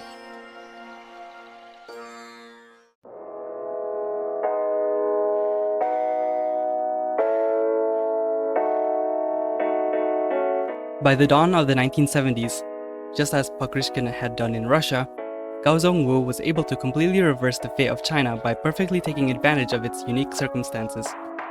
China was able to achieve 4 out of their 5 modernization programs by carrying out necessary internal reform and utilizing Japanese commitments towards the co-prosperity sphere. By 1974, taking advantage of Japanese indifference, Gao Zhongwu was able to maneuver through the humiliating Taipei Summit to advance the final tenet of the 5 modernizations, reunification. Within less than 2 years after the agreement, the Chinese frontier had finally been brought back into the fold by the Nanjing government. Now, all that was left were the Japanese puppet states of Manchuria, Mongolia, and Guangdong. Though some were hopeful that total unification could be brought about through diplomacy, Gao believed that it could only be won through blood.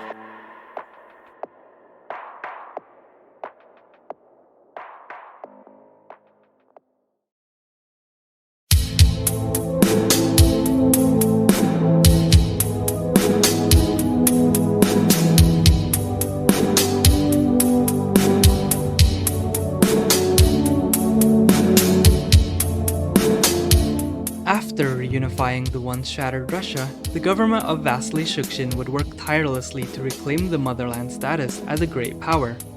Although the Russian Federation was by no means a minor actor, she did not have the ability to project power beyond her borders. She lacked the influence to sway foreign governments both near and far, for this required Russia to expand her political and economic power over her neighbors. President Shukshin and his cabinet recognized this. The foreign ministry drew up plans for a political restructuring of Central Asia through the establishment of a Russian-led regional organization. The result was the creation of a political and military alliance known as the Collective Security Treaty Organization, or CSTO. It was hoped that the sovereign governments of Kazakhstan and Turkestan would willingly participate in the organization, but after receiving invites to the Russian capital, the two countries' leaders refused to cooperate. In Kazakhstan, the refusal to integrate into the CSTO system was born out of a newfound confidence of their own self-reliance. After the collapse of the Soviet Union, Kazakhstan had continued to operate their own socialist government. When Russia plunged into chaos during the Smuta, Kazakh socialism thrived without Russia, and so the offer by a bourgeois government in Russia was completely rejected on the grounds of protecting proletarian rule as well as Kazakh sovereignty from a Russian takeover. These concerns were not unfounded. Many in the Russian business community salivated at the potential profits of acquiring Kazakhstan's mineral deposits, as it would allow them to dominate the regional rare earth metal trade. The economic interests of the business community neatly aligned with the political designs of the Russian government, who desired political hegemony over Central Asia. Members of Shukshin's cabinet considered Central Asia to be a crucial component of Russia's sphere of influence, and that without control over the steppes, Russia would cease to be a major power. Central Asia's refusal to take part in the CSTO would lead towards a Russian military intervention in Kazakhstan and Turkestan. In May 1974, border skirmishes between small units of the Russian and the Kazakh armies occurred. The incidents at the border killed a dozen soldiers on each side. Kazakh Premier Zumabek Tashenev quickly denounced the attacks, calling it an act of Russian aggression against Kazakh socialism. President Shukshin responded with a denouncement of his own towards the Kazakh premier, citing Kazakhstan's refusal to partake in the CSTO as a threat to collective security. In response to the increasing tensions, both sides mobilized as war became inevitable.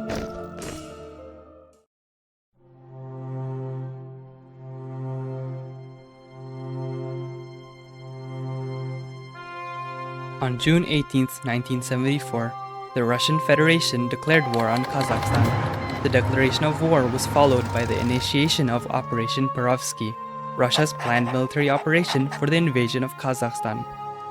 Approved by the All-Russian Chief of Staff, the operation organized a combined force of 600,000 ground forces and 400 jet fighters to overwhelm Kazakh defenses.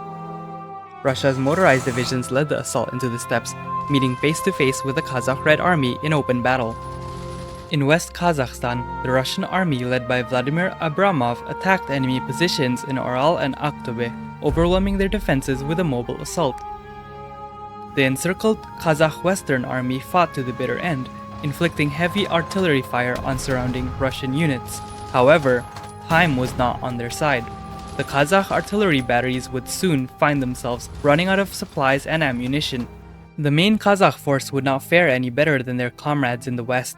Pavlodar and Oskeman, key supply hubs for the eastern Kazakh HQ, became targets of Russian airstrikes.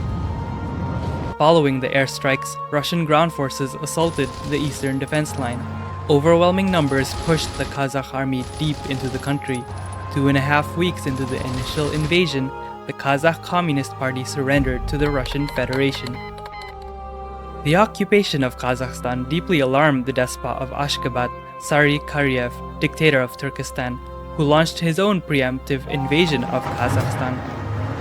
The standoff between Russia and Turkestan immediately devolved into all-out war, as Turkestan engaged unprepared Russian units out of South Kazakhstan. The routed Russian armies regrouped and initiated their own counterattacks. By early September 1974, the counterattack would turn into an invasion of Turkestan, with Russian troops occupying Samarkand, Tashkent, and Nokis. The capital of Ashgabat became subject to a brief siege, which ended with Karyev's surrender.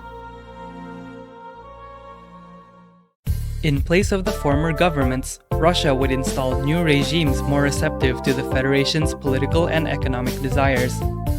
The Kazakh socialist system would be dissolved, with state-owned companies sold off to the highest bidder, who more often than not were Russian businessmen.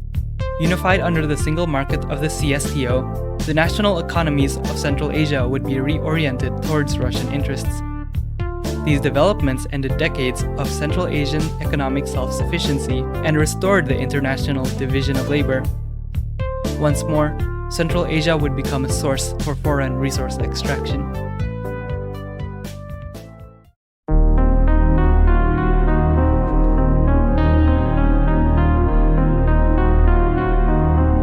With Central Asia resubjugated in 1974, President Shukshin reoriented his diplomatic efforts towards the Far East in Manchurian-controlled Vladivostok. The Russian-populated region had resisted Manchurian rule since its occupation, lightly resisting the Quantum Army from time to time. The reunification of Russia in 1972 reignited the flames of these insurgent groups, who received small aid from the Russian government. By 1974, the insurgency had drained a sizable amount of Manchuria's annual budget. Wishing to resolve the conflict, Manchuria utilized diplomatic back channels between Russia and Japan to initiate peace talks. The Beijing peace negotiations began on November 7, 1974, lasting 6 months and resulting in the peaceful handover of Vladivostok to Russia. By mid-1975, the Russian Federation had tied up its loose ends in Central Asia and the Far East. The Central Asian Wars, the Beijing peace negotiations, and a brief war with Finland had effectively restored Russia's place on the world stage. Now, with her markets secured, the military tested, and her diplomatic prestige restored, Russia turned her attention once more to the enemy in the West, the eagle in Germania.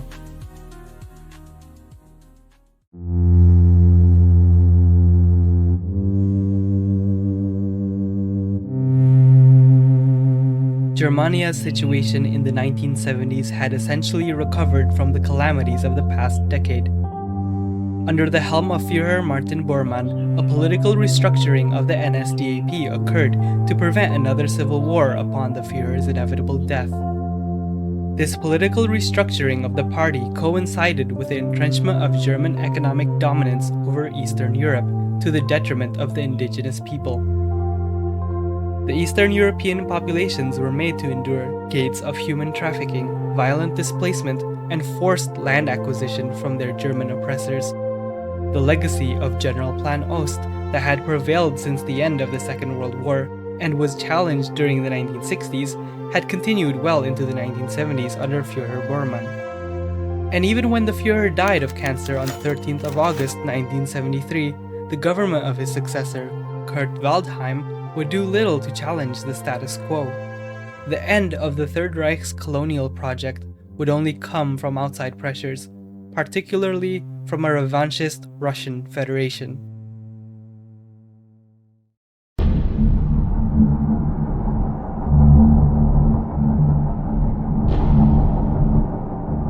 With an agreement reached between Japan and Russia in 1974, Shukshin felt confident in confronting the German Reich head-on in an armed conflict.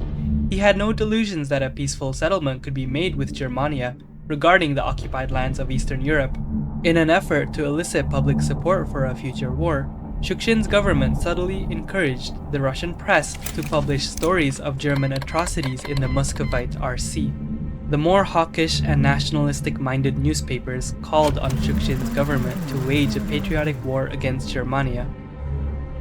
The patriotic frenzy in the summer of 1975 did not confine itself among fringe right-wing groups. Soon, leftist and socialist newspapers sounded the alarms for a people's war against fascism. With the home front secured, the all-Russian army began preparations for their military campaign against Germania. The Federation capital of Novosibirsk became the center of Russian military planning, where decisions on strategy and logistics were made. By the end of the meetings, President Shukshin would sign a draft of the military operation named Operation Suvorov, the Russian invasion of the Greater German Reich.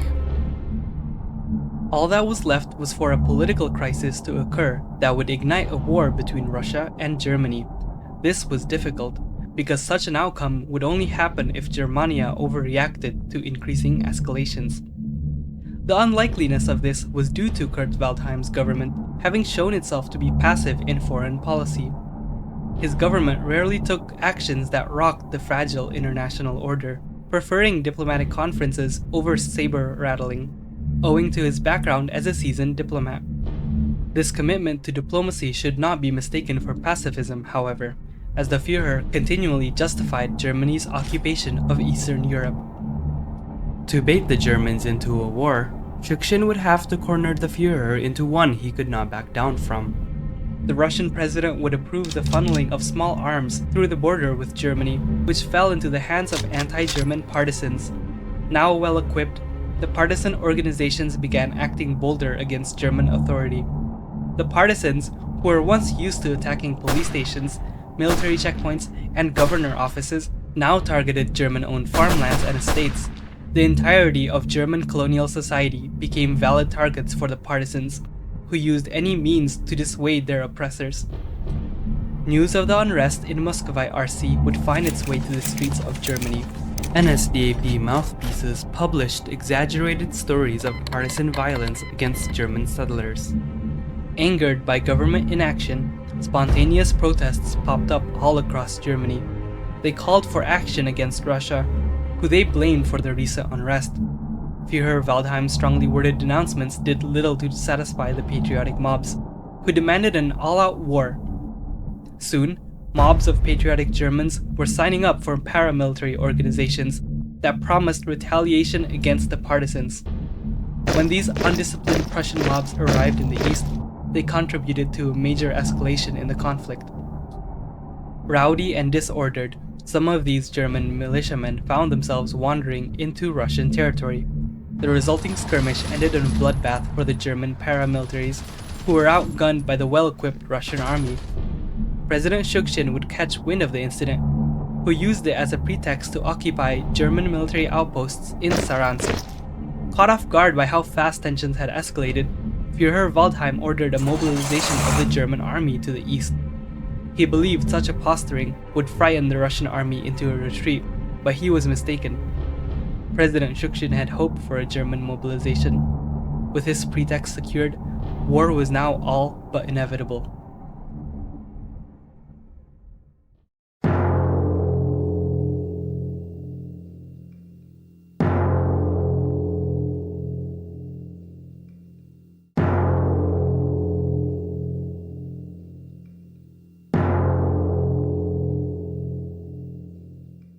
On August 15, 1975, the world stood in silence as Russia declared war on the Greater German Reich.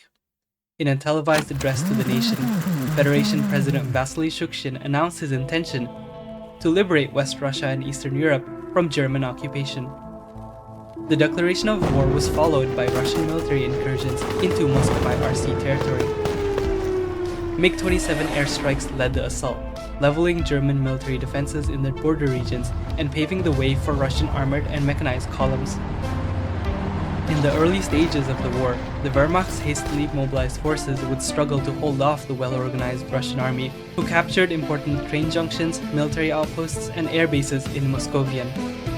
Meanwhile, Russian armor began running through border fences, used by the Germans to segregate the Russian population in an open-air prison.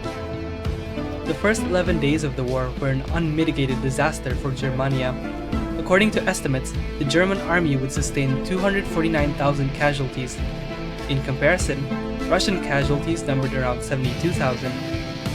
Furthermore, the German army would lose control over several border towns, including Kuznetsk and Saransk. In the north, strings of German fortifications would fall to Nestor Kozin's 12th Army, opening the road to St. Petersburg's liberation. With the initial successes of the Russian offensive, heavy emphasis would shift southwards as the Russian army aimed towards the industrial city of Paulusburg. Considered as Muscovite RC's second administrative capital, the city was the railroad hub of the south and connected the RC to the oil-rich Caucasus territories. The capture of such a strategic zone would be a major blow to the German war effort, and so, the 3rd Russian Army Group penetrated deep into the open plains of Penza, Saratov, and Pokrov. This assault was supported by a total redeployment of the Russian Air Force in an effort to secure total air supremacy in the south. By September 20th, 1975, the cities of Pokrovsk and Ivanovo would fall to the Russian army. 1 month into the war, and it seemed like Germany had faced setback after setback. These defeats were partly a result of Germany's late military mobilization. But as more and more German troops arrived at the front lines, the Battle for Moscovian would quickly turn into a meat grinder. Soon, the Russian motorized infantry faced off German mechanized troops. These troops were trained and better equipped than the hastily deployed local forces. Nowhere was this more visibly seen than in the Battle of Paulusburg. In September 1975, it seemed the Russian army was poised to take the city. However, by November they found themselves pushed further north along the Volga. This occurred all across the front line, as German defenses were reinforced throughout late 1975. Soon, both armies settled into defensive positions as the winter cold set in. The cold winter of 1975 brought an end to the initial Russian offensive. Winter brought along a whole host of strategic and logistical challenges to both armies, limiting their capacity to launch large-scale maneuvers. The snow and ice proved to be of particular annoyance to the motorized armies, as icy roads increased the risk of crashes. These weather conditions severely impacted the delivery of supplies to the armies, who relied heavily on supply trucks to replenish food and equipment. That is not to say a truce had occurred along the front lines. Far from it. Small-scale skirmishes would erupt from time to time, especially in the south where fighting had been the most brutal.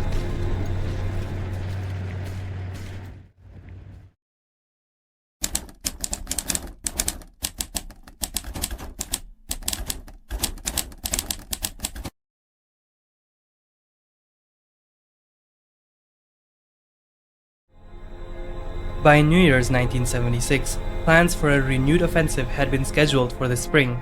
With the winter cold fading into spring light, a large formation of the Russian 3rd Army Group would coalesce around the Volga.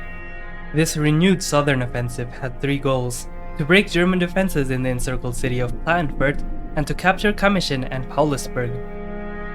Russian High Command gave the order, and soon Russian troops were back on the offensive. The encircled German army in Klagenfurt would surrender after intense combat on the 21st of April, giving the Russian army the necessary supply lines to advance towards Kamishin. To keep up with the initiative, the Federation's motorized infantry swept into the Don Basin, pushing German troops out. By June 3rd, Kamishin too would fall to the Russian army, paving the way towards capturing Paulusburg.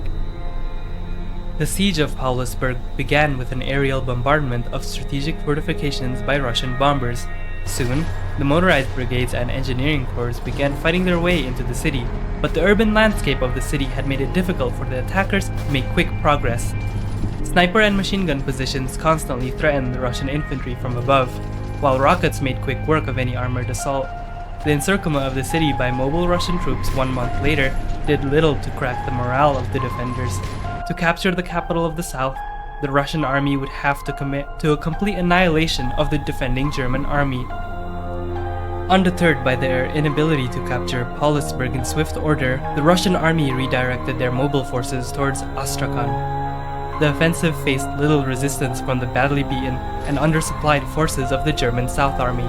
By late September, the city would fall to the Russian army. Astrakhan's fall finally gave Russia direct access to the Caspian Sea. Of particular importance to the war effort, the city would be used to resupply Russian military operations in the Caucasus. Meanwhile, in the north, the campaign of late 1976 would see the capture of Yaroslavl by the Russian army as they inched ever closer to Moscow.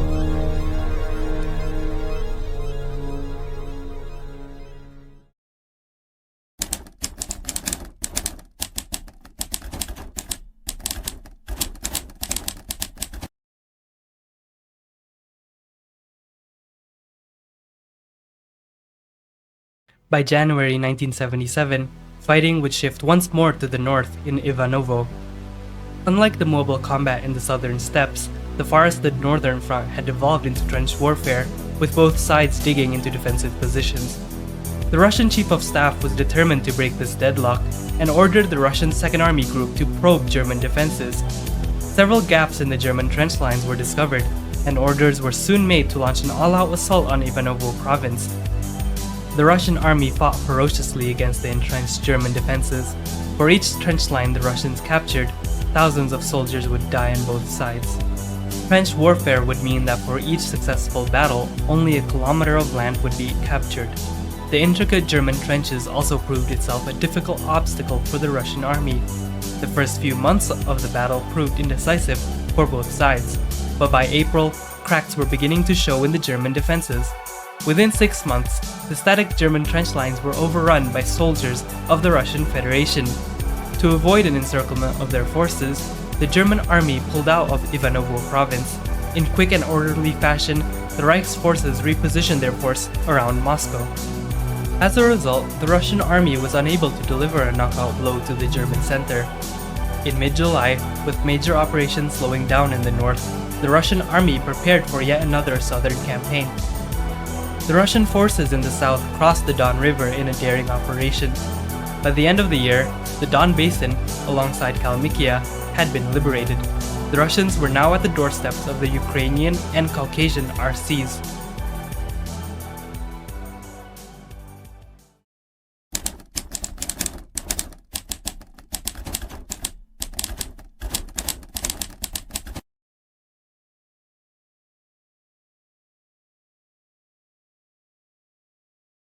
In 1978, Germany launched their first large-scale military offensive against Russia. Heavy concentrations of the German army pushed towards the Volga. The Russian defenses could not withstand the heavy attack and were pushed back from their positions. 6 months into the operation, the German army managed to capture Kargopol after a devastating battle with the Russian army. Soon, the Reich's forces were nearing the port city of Arkhangelsk. Hoping to capitalize on their successes in the north, the Germans launched an amphibious assault on the city of Murmansk. However, Russian High Command had realized the fragility of the north and reinforced their defenses. But German successes in the north did little to turn the tide in the south. The Russian southern offensive continued well into the summer of 1978. The successful campaign would cut Germany from its large oil refineries in the Caucasus.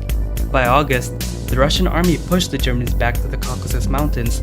Despite facing stubborn resistance from a determined German army, the Russian forces would make quick progress in the region. By November, German forces in the Caucasus would completely surrender to the Russian army. By late 1978, the Battle of the Caucasus would end in a Russian victory.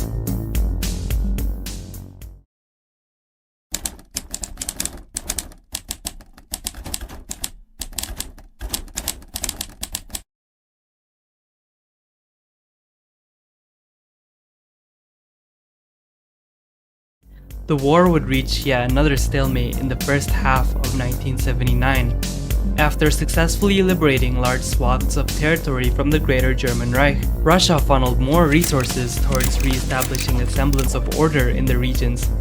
Formerly German and collaborationist-owned estates were redistributed amongst the liberated peoples.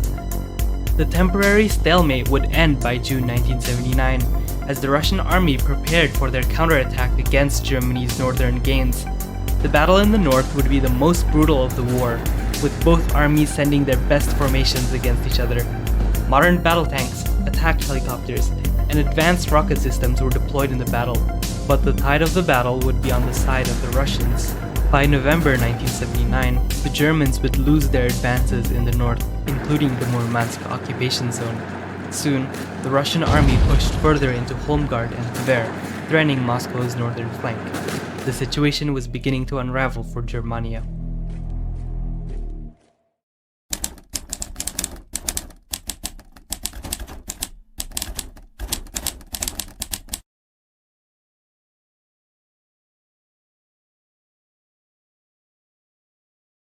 The Russian offensive continued well into early 1980. After securing the northern flanks, the Russian army positioned itself to capture the occupied former capital. The Federation's troops inched ever closer to the city, until finally the spires of St. Basil's Cathedral were visible. the soldiers of the Russian army slammed hard into the German urban defenses. Slowly but surely, the Germans were driven out of the city. Moscow was finally liberated by the Russian army. Quickly, confidence in Germany's ability to win the war fell as governments around the world congratulated Russia's victory. Of particular importance was the United States' change in attitude towards the West Russia War. Where once the United States viewed the conflict with cynical pessimism, partly because of Russia's former status as a fallen power, now they saw a realistic chance at a Russian victory. Upon liberating Moscow, the Russian army would pivot once more to the north to besiege St. Petersburg. St. Petersburg endured 3 months of unrelenting urban warfare, with soldiers and tanks engaged in street-to-street combat. However, by August 1980, the German garrison began to break against continuous Russian attacks. Soon, the garrison would surrender to the advancing Russian army. The fall of St. Petersburg cemented the death of the Moscovian RC, as well as the end of Germany's occupation of Russia. Yet, the government in Germania refused repeated international calls for a ceasefire. Soon, Russian high command began drafting plans for an invasion of the Ukrainian RC and the Baltics. On October 1st, 1980, Russia began military operations in Ukraine. Russian forces concentrated their attack on 2 positions, the Donbass region and the Crimean Peninsula. Russian forces crossed into Crimea from the North Caucasus, dislodging German positions in the peninsula. Meanwhile, in late November, the Donbass offensive captured Kherson and Zaporizhia, eventually linking up with the Crimean front. With the Black Sea cut off, the German army had no choice but to defend their positions on the right bank of the Dnieper River. While combat on the Eastern Front subsided, trouble began to brew in the west. In the former occupied Netherlands, uncontrollable popular unrest turned into violent street battles against German authorities, culminating into the Battle of Rotterdam. By the end of the year, subjects of the Greater German Reich had witnessed how fragile the new order had become.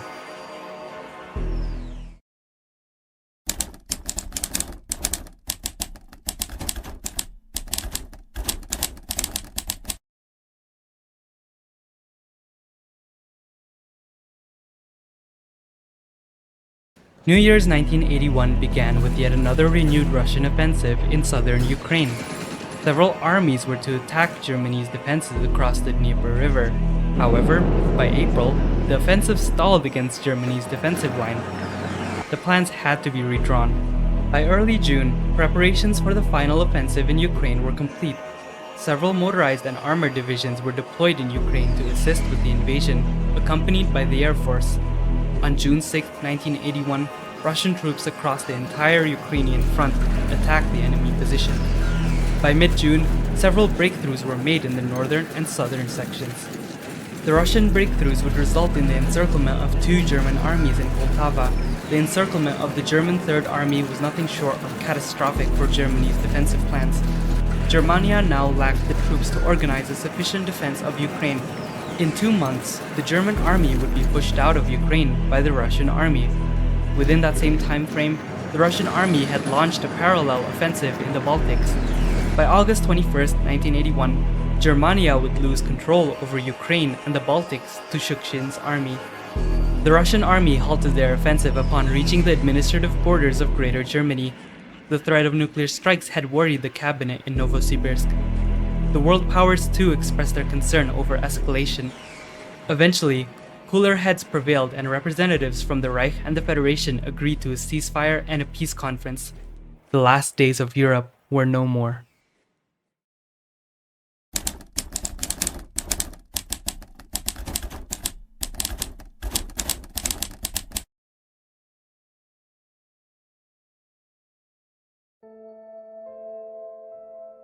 The resulting Treaty of Riga, signed on August 31, 1981, ceded West Russia, the Caucasus, Ukraine, Belarus, and the Baltics under Russian supervision.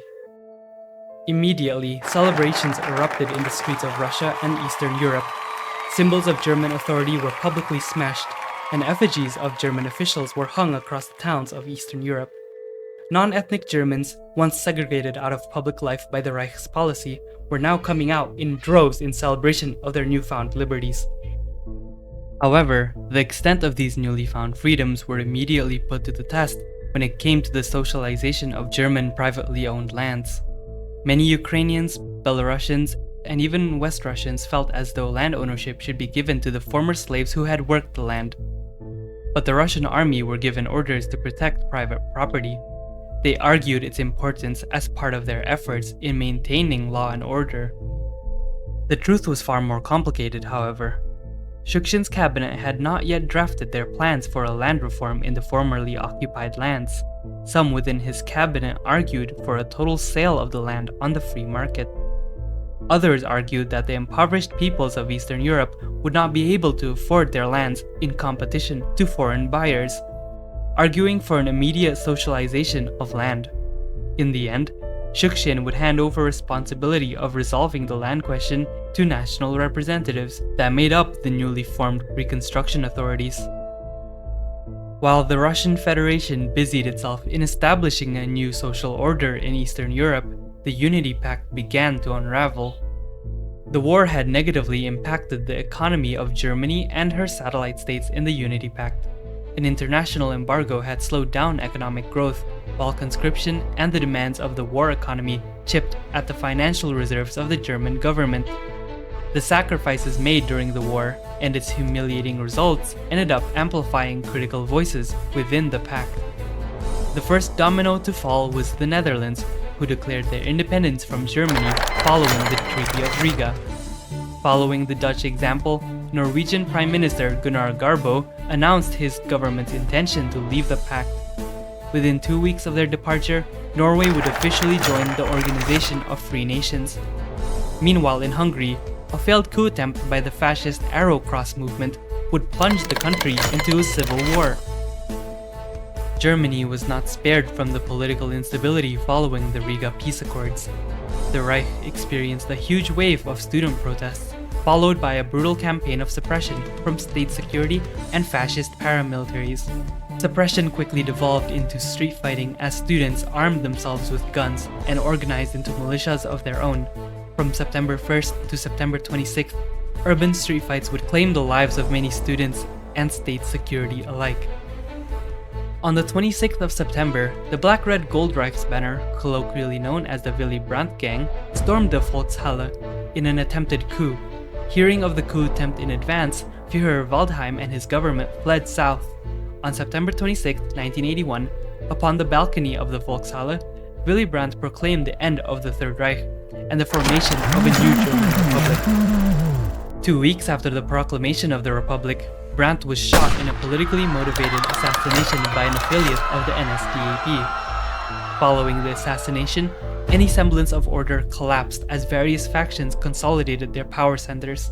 18 years after Hitler's death, Germany would once more descend into civil war.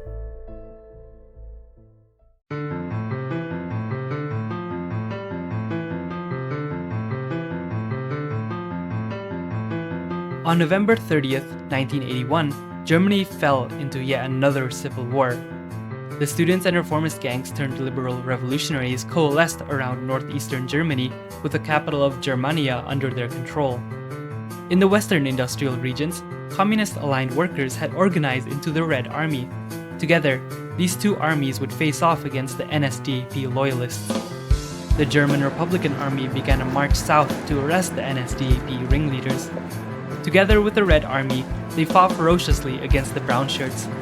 By late December, the Brown Shirts would be overwhelmed by the combined force of the Republican and Red armies, surrendering on New Year's Eve. However, Germany's troubles did not end there. In German-occupied Poland, nationalist protests would rock the streets. The chaos in Germany forced the garrison to retreat from Poland, leading to a power vacuum. This vacuum would be filled by the Polish government in exile, who immediately promised elections in the near future. In the West, with Germany distracted, the French Republic saw an opportunity to reclaim its lost territories in Burgundy. On December 14, 1981, the French army launched a military invasion into Burgundy. The beleaguered German garrison, caught off guard by the sudden French invasion, could do little to resist. Within 1 week of the invasion, the garrison would surrender to the French. The defeat of the fascists did not end the political upheavals in Germany. The alliance between the Republicans and the radical workers would eventually collapse in dramatic fashion. The Republicans quickly showed their conservative nature when, on the initial draft of the new constitution, private property was enshrined as a fundamental right. This flew in the face of the radical workers' demands, who wished an immediate end to economic dictatorship, whether state or private actors. In an attempt to snuff the workers' movement, units of the Republican Army were ordered to arrest the radical leaders. The Red Army resisted these incursions, and soon another civil war was on the way. However, the Red Army was no match against the Republic's troops. The Republic had managed to rehabilitate members of the Wehrmacht into their cause, including whole divisions and their officers. The Red Army immediately dissolved after 5 months of heavy fighting. By July 1982, the reborn German Republic announced the first elections in the country's history since 1933. The election of 1982 was won by Walter Scheel and the Conservative Party. German bourgeois democracy had returned after decades in the grave. Suddenly, the Western Front of the Cold War had ended with the death of German fascism. Seizing the moment, the United States-led Organization of Free Nations prepared for a European-wide summit on the state of the European order.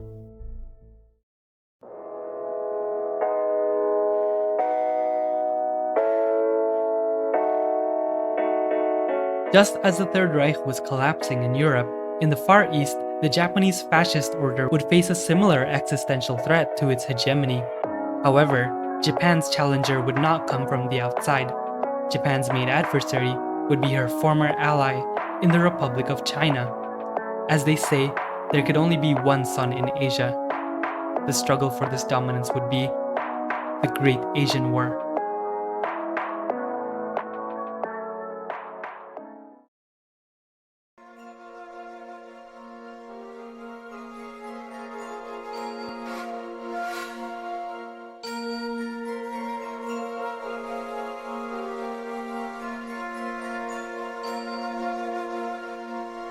China's successful modernization efforts brought the country to increased relevance on the global stage. This was cause for concern for Japan. The leadership in Tokyo feared that if left to its own devices, the white sun of China would soon eclipse the rising sun of Japan. Over the course of the 1960s and 70s, Japan had attempted to slow Chinese growth through various trade barriers and unequal treaties. Over time, these actions became increasingly limited in effect as Chinese industries began to adapt to the conditions. At the same time, Japan's hostile actions towards China also had the negative effect of igniting nationalist and anti-Japanese sentiment among the Chinese population, which peaked in the aftermath of the humiliating Taipei summit. Reflecting the emotions in the streets, the Chinese political elite led by Gao Zhongwu secretly planned to end the injustice which Japan continuously brought upon China once and for all. With war plans being prepared by Gao's war ministry, the diplomatic corps laid the groundwork for a maneuver that would see the creation of a Chinese-led Asian alliance to end Japanese hegemony over the continent. This would begin with a diplomatic incident during a summit between the two nations.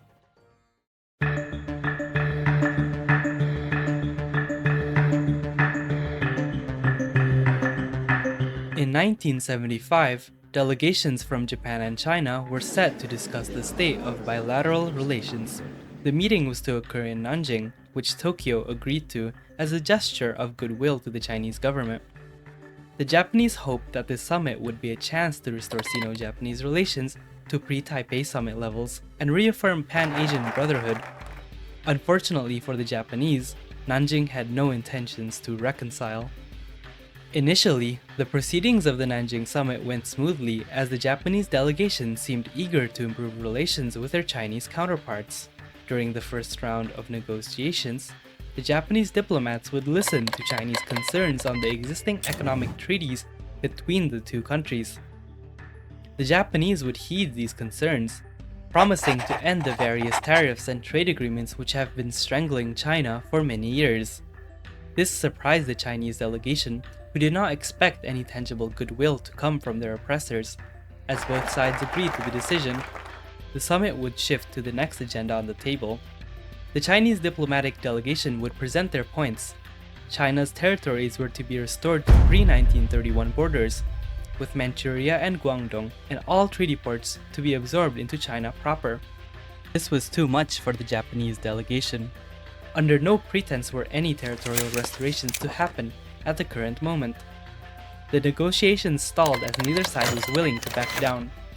On the 25th of June 1974, the Japanese delegation abruptly left the conference, furious as the hopeful diplomatic summit turned into a tense incident.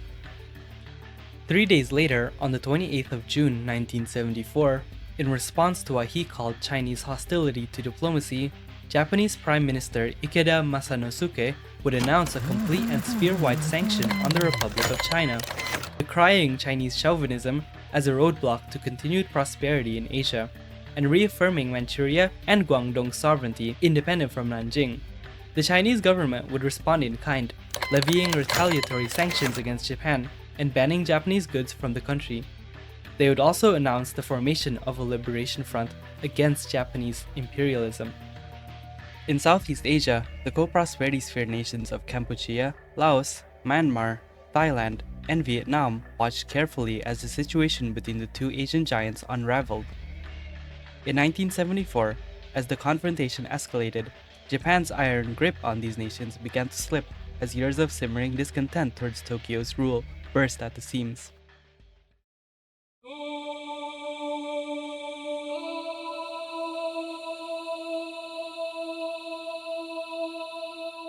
Indochina's wavering loyalties against Japan in the coming war in Asia cannot be separated from internal developments within each country. This was especially true in Laos, Thailand, and Kampuchea, where internal political change created the conditions for realignment. Although nominally independent since 1947, under a constitutionalist kingdom, in reality, Laos was merely passed on from one colonial master to another. A brief conflict with Thailand in the 1940s and early 1950s shattered the political stability of the fledgling nation, as the fragile royalist order attempted to maintain its hold on power. To do so, the government would heavily rely on Japanese advisors to gain what little legitimacy it could muster, which tied the young nation further to the East Asian hegemon. Border disputes with her neighbors were not the only issues which plagued Laos. In the north of the country, the lucrative opium trade of the Golden Triangle had infested the rural countryside with roving bands of smugglers. The most organized of these smugglers were made up of former Chinese KMT soldiers who had turned to the drug trade after the end of the Second Sino-Japanese War to make ends meet. These state of affairs were unacceptable to the independent progressive government of Laos. In an effort to curtail the drug trade in their country, the Laotian Prime Minister declared war on the opium trade.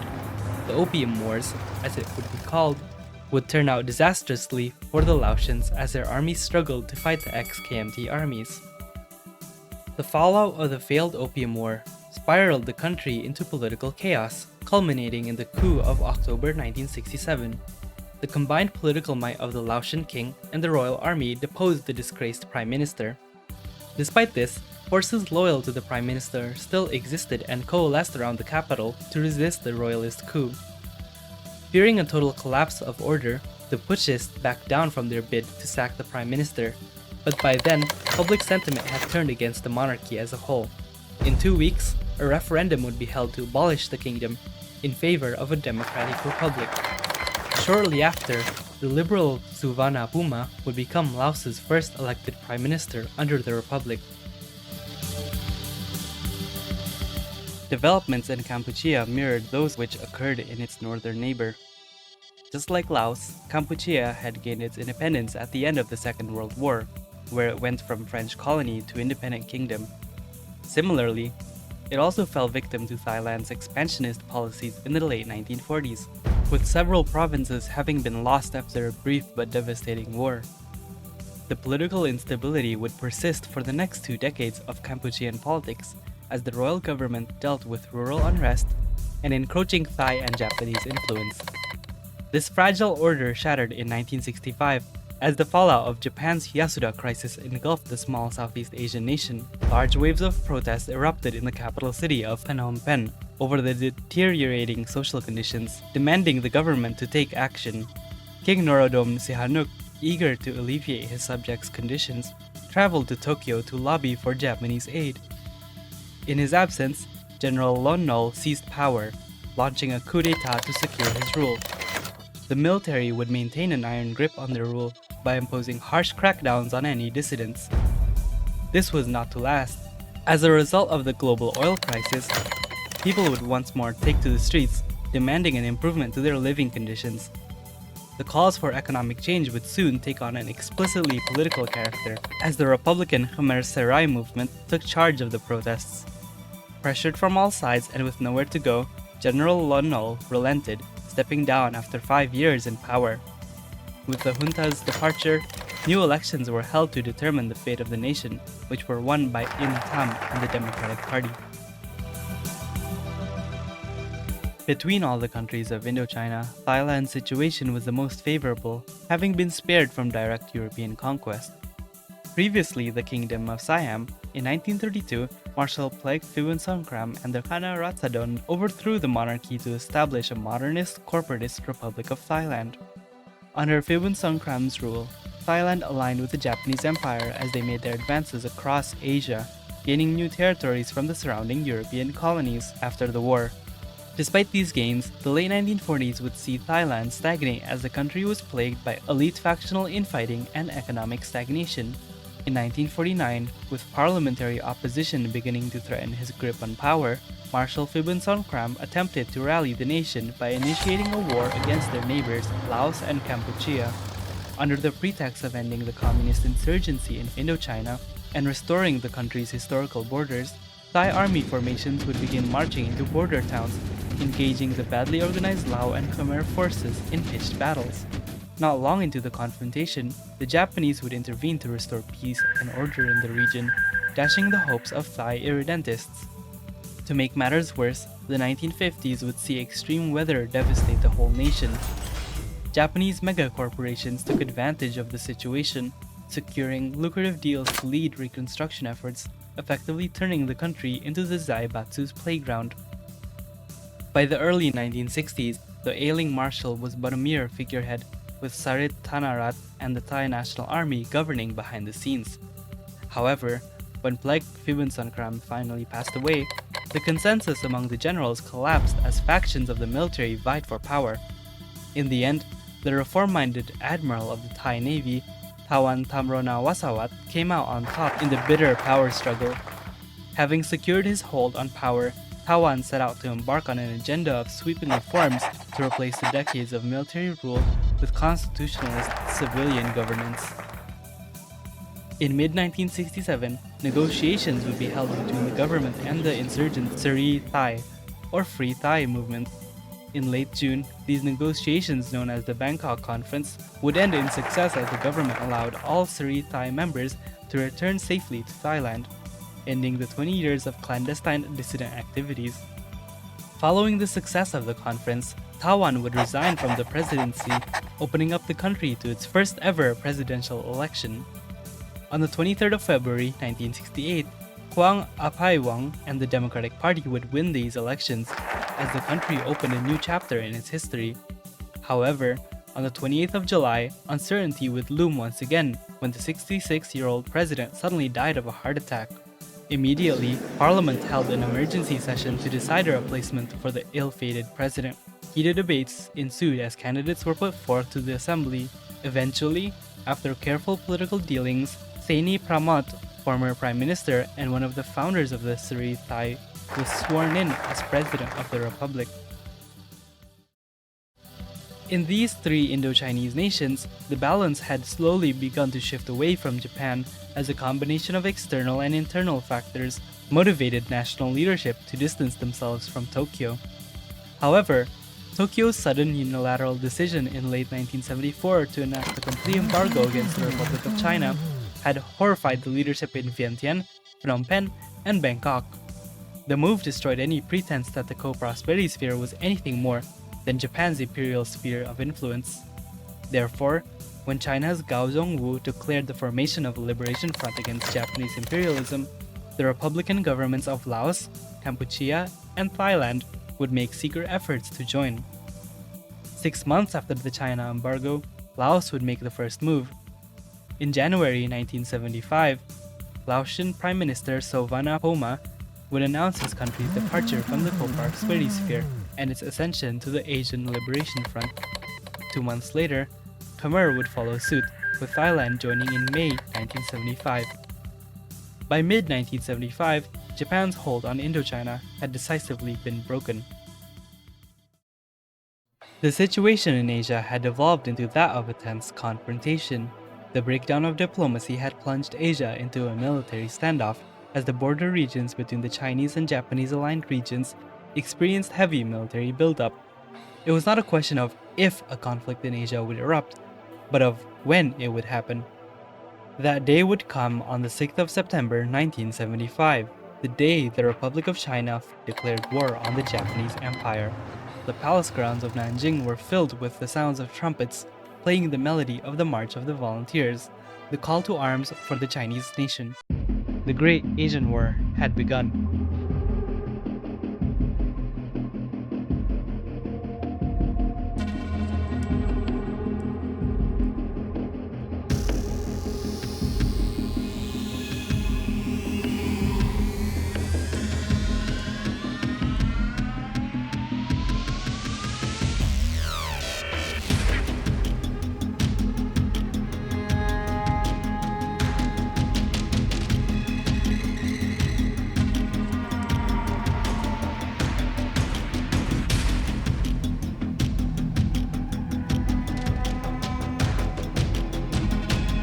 Heavy gunfire erupted all across Asia, as rockets and jet bombers flew across the sky in search of their targets.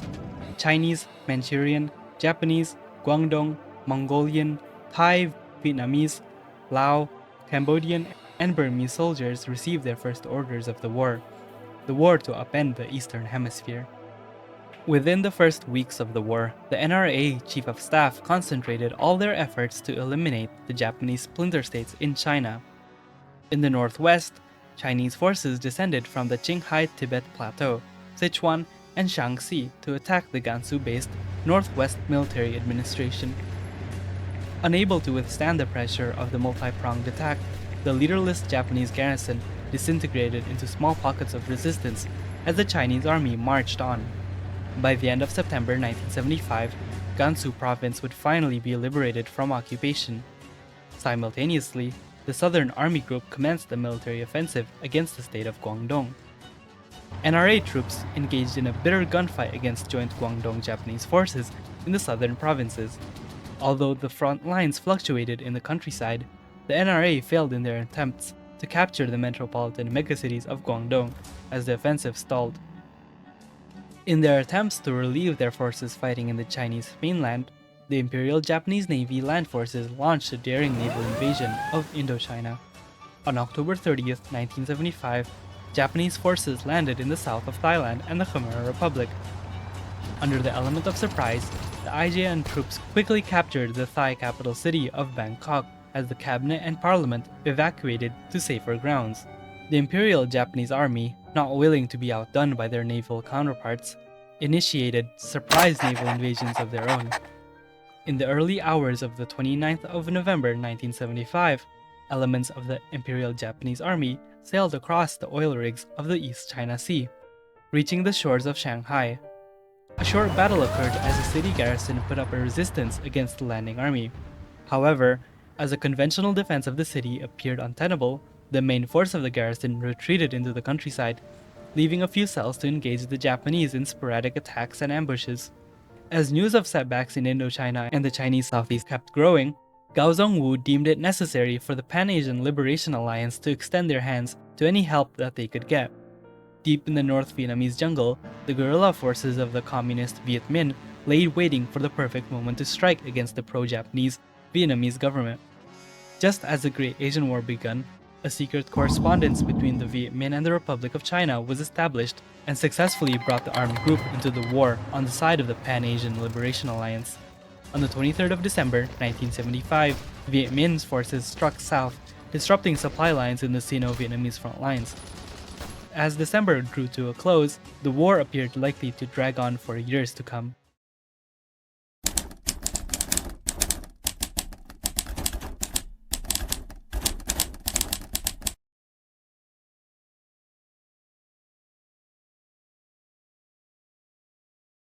The start of 1976 saw the front in Vietnam intensify as Joint Liberation Front and Viet Minh forces advanced closer and closer towards the urban centers.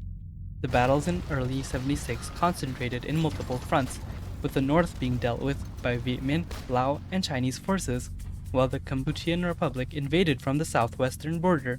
By the 8th of February, with their forces overwhelmed, the pro-Japanese government surrendered, handing the country to the Viet Minh. The war for Vietnam ended in a decisive Liberation Front victory. Following Liberation Front successes in Vietnam, the Japanese, eager to bring back the momentum on their side in the Indo-Chinese theater, launched a naval invasion in the southern Thai region of Pattani. Their goal was to catch Liberation Front forces off guard and advance northwards to strike a decisive blow against Thailand. However, after the successes of the landing, the Japanese met stiff resistance, halting their advances completely. 2 months later, in May 1976, the Chinese army would initiate their own offensives in Indochina, targeting the pro-Japanese Union of Burma. NRA forces crossed through the Kachin and Sagaing state frontier, clashing with Burmese troops stationed at the border. Initially, progress looked good for China, as Burmese forces were unprepared for a large and concentrated assault. However, as the NRA entered deeper and deeper into Burma, their forces encountered stiffer resistance and more difficult terrain, as well as a worsening supply situation. As a result, the Chinese offensive stalled. Unable to make any more gains in Burma, by mid-June, all major changes in the front lines in the Indo-Chinese theater in 1976 ended. Though major military activities in Indochina ended by June, in the north, the Chinese theater still experienced several major developments.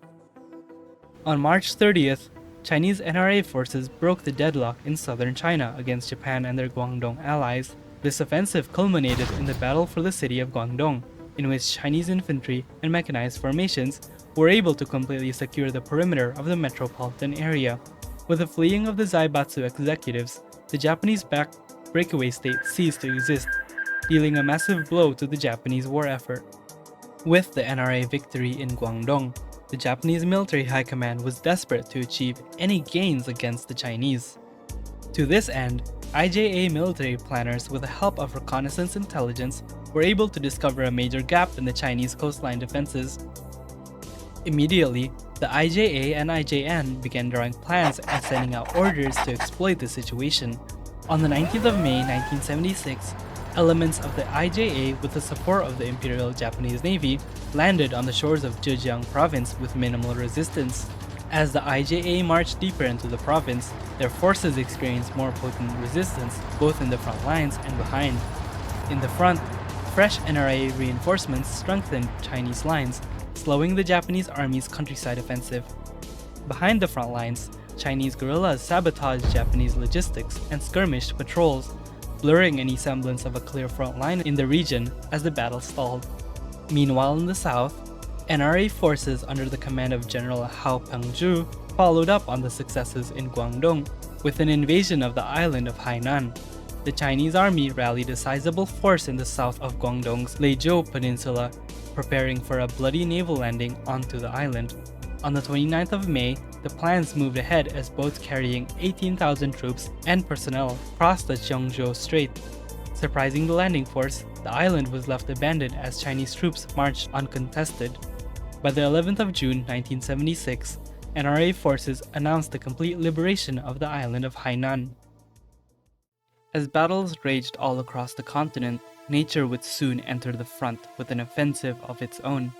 In the early morning of the 28th of July 1976, a 7.6 magnitude earthquake struck the province of Hebei, rippling across the northeastern front of the Sino-Japanese War. In the wave of the natural disaster, more than 100,000 people died across northern China, Manchuria, and Mongolia. Infrastructure lay in ruin, and cities across the north turned to rubble. The armies of Japan and China, already in a protracted stalemate even before the earthquake, were now thoroughly disorganized. Amidst the ruin, President Gao Zongwu personally visited affected areas to shore up support for disaster relief and the war effort.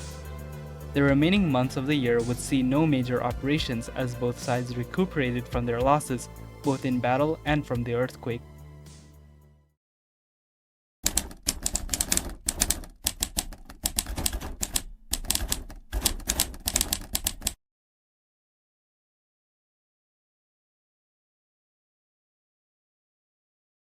As the world entered a new year, the war in Asia would see renewed activities as the Japanese and Chinese both felt ready to renew offensive military operations.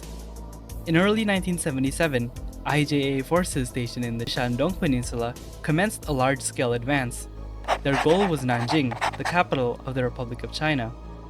A combined arms effort spearheaded by tanks and motorized elements routed the Chinese defenders as the columns of vehicles ran across the countryside towards Nanjing. However, as they inched ever closer to the vulnerable capital, resistance against the Japanese forces grew stronger.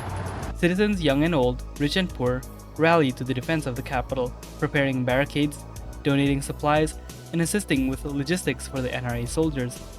When the Japanese columns, exhausted from their rapid offensive, finally reached the gates of Nanjing, they were met with a formidable defensive force. The roads were barricaded with military and makeshift material, blocking entry into the city perimeter. From within the city, NRA soldiers and armed civilians alike faced the IJA attack, denying the Japanese of a quick victory. Not long after, Chinese reinforcements in the rest of the front would arrive, putting the IJA on the retreat back to the coast. By early April 1977, faced with the reality of the situation, the Japanese commanders ordered an organized retreat from Zhejiang province, as well as evacuating Shanghai, ending the invasion with a resounding Chinese victory. As successes in the mainland front became apparent, NRA High Command began to prepare for a renewed offensive in the Burma front. Having made the initial advances in the previous year, a new plan had been devised to break the stalemate. In the early hours of the 22nd of April 1977, Chinese artillery would bombard the Burmese line, disrupting logistics and communication lines. After the defenses were sufficiently softened, infantry and motorized troops began their offensive. The deadlock was broken as Burmese and Japanese forces retreated from the Chinese offensive. By June, the NRA would occupy most of western Burma as the Japanese struggled to maintain their defense over their last ally in Indochina.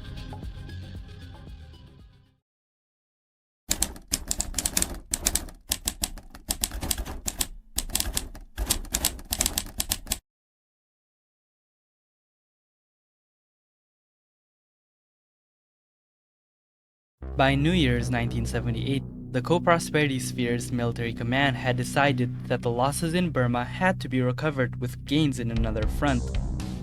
It was decided that North China would be the target of this renewed offensive. Heavy Japanese military buildup in Shanhai Guan and Shandong occurred over the winter stalemate. As soon as the winter thawed, the Imperial Japanese Army would make their move. On February 18, 1978, the Tangshan offensives were launched, plunging deep into Chinese defenses. The beleaguered and outnumbered NRA forces were forced into a strategic retreat, regrouping and counterattacking from their positions in Jinan. Further up north, the Japanese began yet another assault, this time from Shanhai Guan.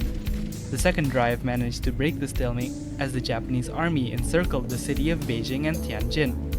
With Beijing under siege and Shandong occupied, the Chinese situation looked dire. However, the momentum of the Japanese offensive was not sustainable. Overambitious in their gains, the Japanese army overstretched their supply lines. The Japanese army had also failed to lift the pressure off of Burma.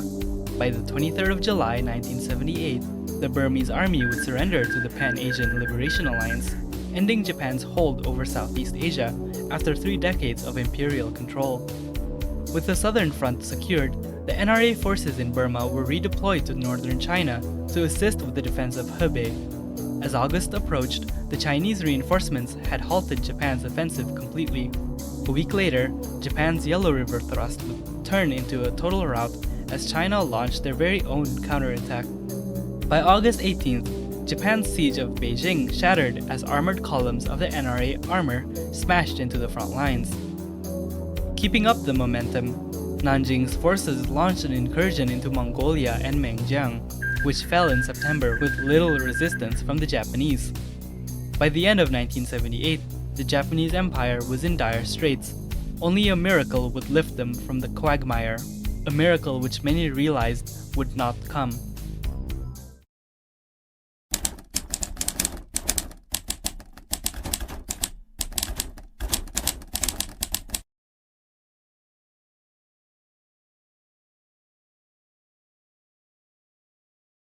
It became clear to many observing the war from a distance that Japan's days as the sole hegemon of East Asia were numbered. Being in the battlefield by China and her allies, Japan was now forced to defend the cornucopias of her empire, Manchuria and Korea. The cover of winter had provided the Japanese army with much-needed breathing space to redeploy their forces for a defense of Manchuria.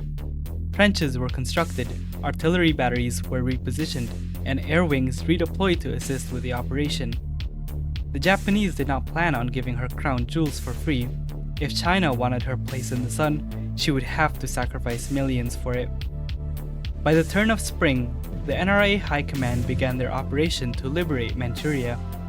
The offensive saw waves after waves of trucks, tanks, and infantry as they attacked the Japanese trench lines, but the depth of the Japanese defense proved to be a major obstacle for the soldiers of the NRA.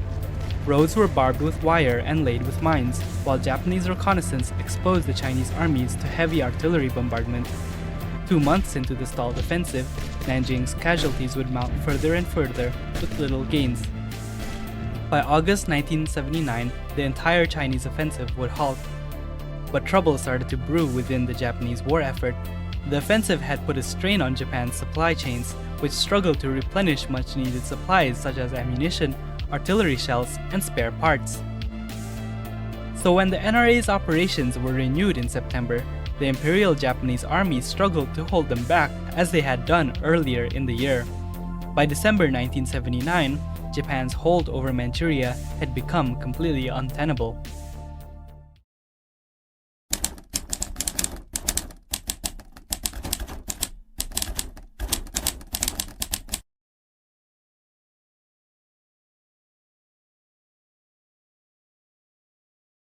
Nanjing's offensive continued well into 1980. With Japan on the retreat, the NRA's armored columns drove through Jilin and Heilongjiang with ease. The liberation of Manchuria would be completed when on February 18, 1980, the NRA forced the Japanese to surrender Harbin. While many cheered for Manchuria's liberation, the celebrations were cut short when Chinese forces found evidence of Japanese human experimentation during the Second Sino-Japanese War. The reports were leaked into the public, which quickly spread like wildfire. The news enraged the Chinese masses and inspired many to pour into the streets in large numbers to speak out against Japan's crimes. These mass demonstrations called for the trials of those responsible for these crimes against humanity and for the Chinese army to raze Japan down to the ground for revenge. But these protests were quickly put under control by the Nanjing authorities, who did not want unwieldy nationalist riots to disrupt the war effort. To ease the public, Chinese President Gao Zhongwu ensured that Japan's crimes would not go unpunished. On the military front, the fall of Manchuria had opened up the final phase of the Great Asian War, the Korean theater. The NRA turned southwards in preparation for this final offensive. The Chinese General Staff meticulously planned for the Korean invasion. Such preparations were necessary if Nanjing hoped to conquer the mountainous terrains and strings of Japanese fortifications in Korea with minimized casualties. The invasion order came on the 11th of April, 1980. Armored and motorized columns of the Chinese army drove straight across the border and into Korea. The battered Japanese army defended with their all, but by this point, no amount of Japanese elan could stop the sheer logistical size of China's offensive. One battle after another, the Chinese army pushed Japan out of their positions in the mountains, farms, and villages. 1 month into the invasion, and the Korean north would fall entirely under Chinese occupation. By June, Japan's desperate last stand would turn into a rout. The Imperial Japanese Army's remaining forces pulled out of the peninsula through the Japan-Korea Tunnel, which was then blown up by the Japanese Engineer Corps. By August 1980, Japan was forced to accept the unenvious position they had found themselves in. they began reaching out to their Chinese counterparts for a potential peace settlement. A ceasefire was agreed upon for 20 days, while the details of the treaty were negotiated. Suddenly, the bombings, the airstrikes, the skirmishes, and the naval blockades that had become the norm in the past 5 years had ended. The negotiating teams of Japan, China, and their allies met in Shanghai to restructure the new order in Asia. The first item on the agenda was to revoke Japan's economic dominance over the region. Representatives from both China and Vietnam proposed total nationalization of Japanese companies outside of Japan. An informal version of this had already occurred during the duration of the war, but delegates from the PALA pushed for it to be enforced through legislation. The Japanese could do little to resist these proposals and reluctantly agreed. Proposals for reparations were also pushed forward in the negotiations, especially from Kampuchea and Vietnam, whose countries faced devastation during the war. With Nanjing's approval, harsh reparations would be placed on Japan. Limitations would also be put on the size of Japan's army, navy, and air force.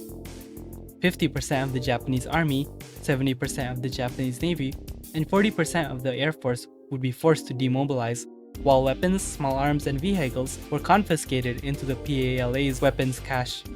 Finally, the borders of Asia would be redrawn in the final negotiations of the war. China's territorial integrity would be fully recognized under the treaty, as Japan relinquished all of her former satellite states' sovereignties. Tokyo would also relinquish its grip over her Korean colony, while a new republic under Chinese supervision was proclaimed. The finalized Treaty of Shanghai was announced to the public on August 21, 1980, putting an end to the bloody war, now known as the Great Asian War.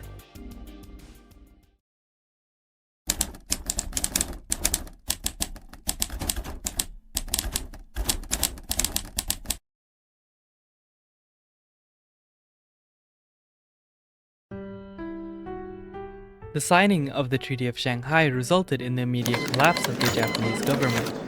The Prime Minister and the entire cabinet had resigned in the wake of massive protests.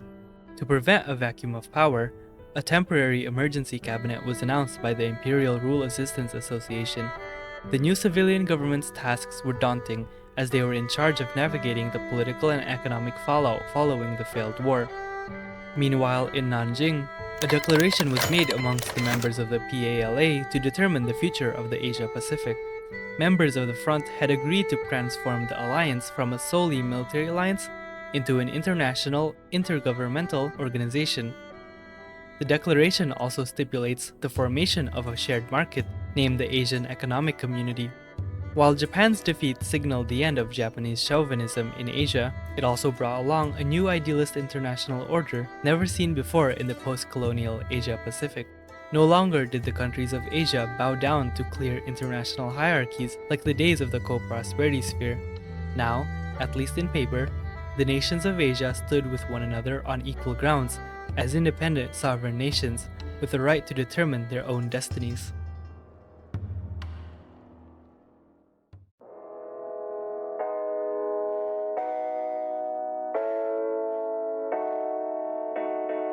The international landscape had permanently changed. The Cold War between fascism and liberalism, which had dominated international politics in the 1950s and 70s, had ended. The Greater German Reich and the Japanese Empire had lost diplomatically to a formidable adversary, the United States.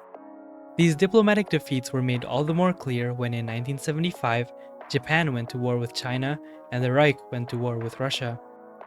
Japan and Germany's humiliating defeats to China and Russia was the breaking point to many within their respective spheres. The Liberation Front in Asia in the late 1970s and the anti-fascist revolts which swept Western and Central Europe in the 1980s was the final nail in the coffin for the fascist empires, and the restoration of liberalism and reform in the wake of the wars in Germany and Japan cemented to the world that the United States had ideologically won over fascism. However, the eminence of liberalism over her ideological enemies do not signal an end of history. Far from it. The new major powers of this liberal world order, the United States, Russia, and China, now compete over limited resources and markets of the world in search of growth and capitalist prosperity. The US's clear head start gives it an upper hand over her fellow great powers, with US companies operating internationally, in some cases without competition, to the benefit of her capitalists alone. The US dominance too put into question the role of African, Latin American, and Asian actors in the liberal economic order. The 80s and 90s would see a rising movement that criticized America's extraction of resources from the global periphery.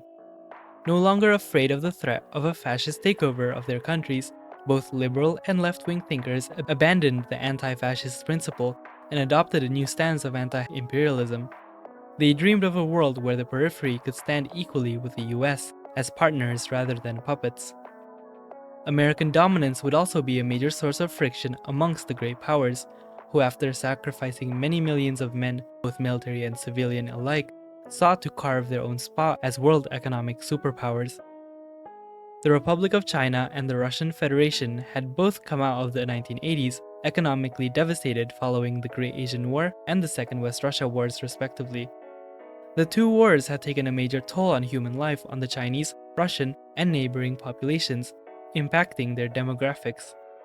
So while the United States were free to invest, extract, and export their capital around the world, the two emerging powers of China and Russia were to contend with their war-torn spheres, while at the same time expanding the horizons for their own markets.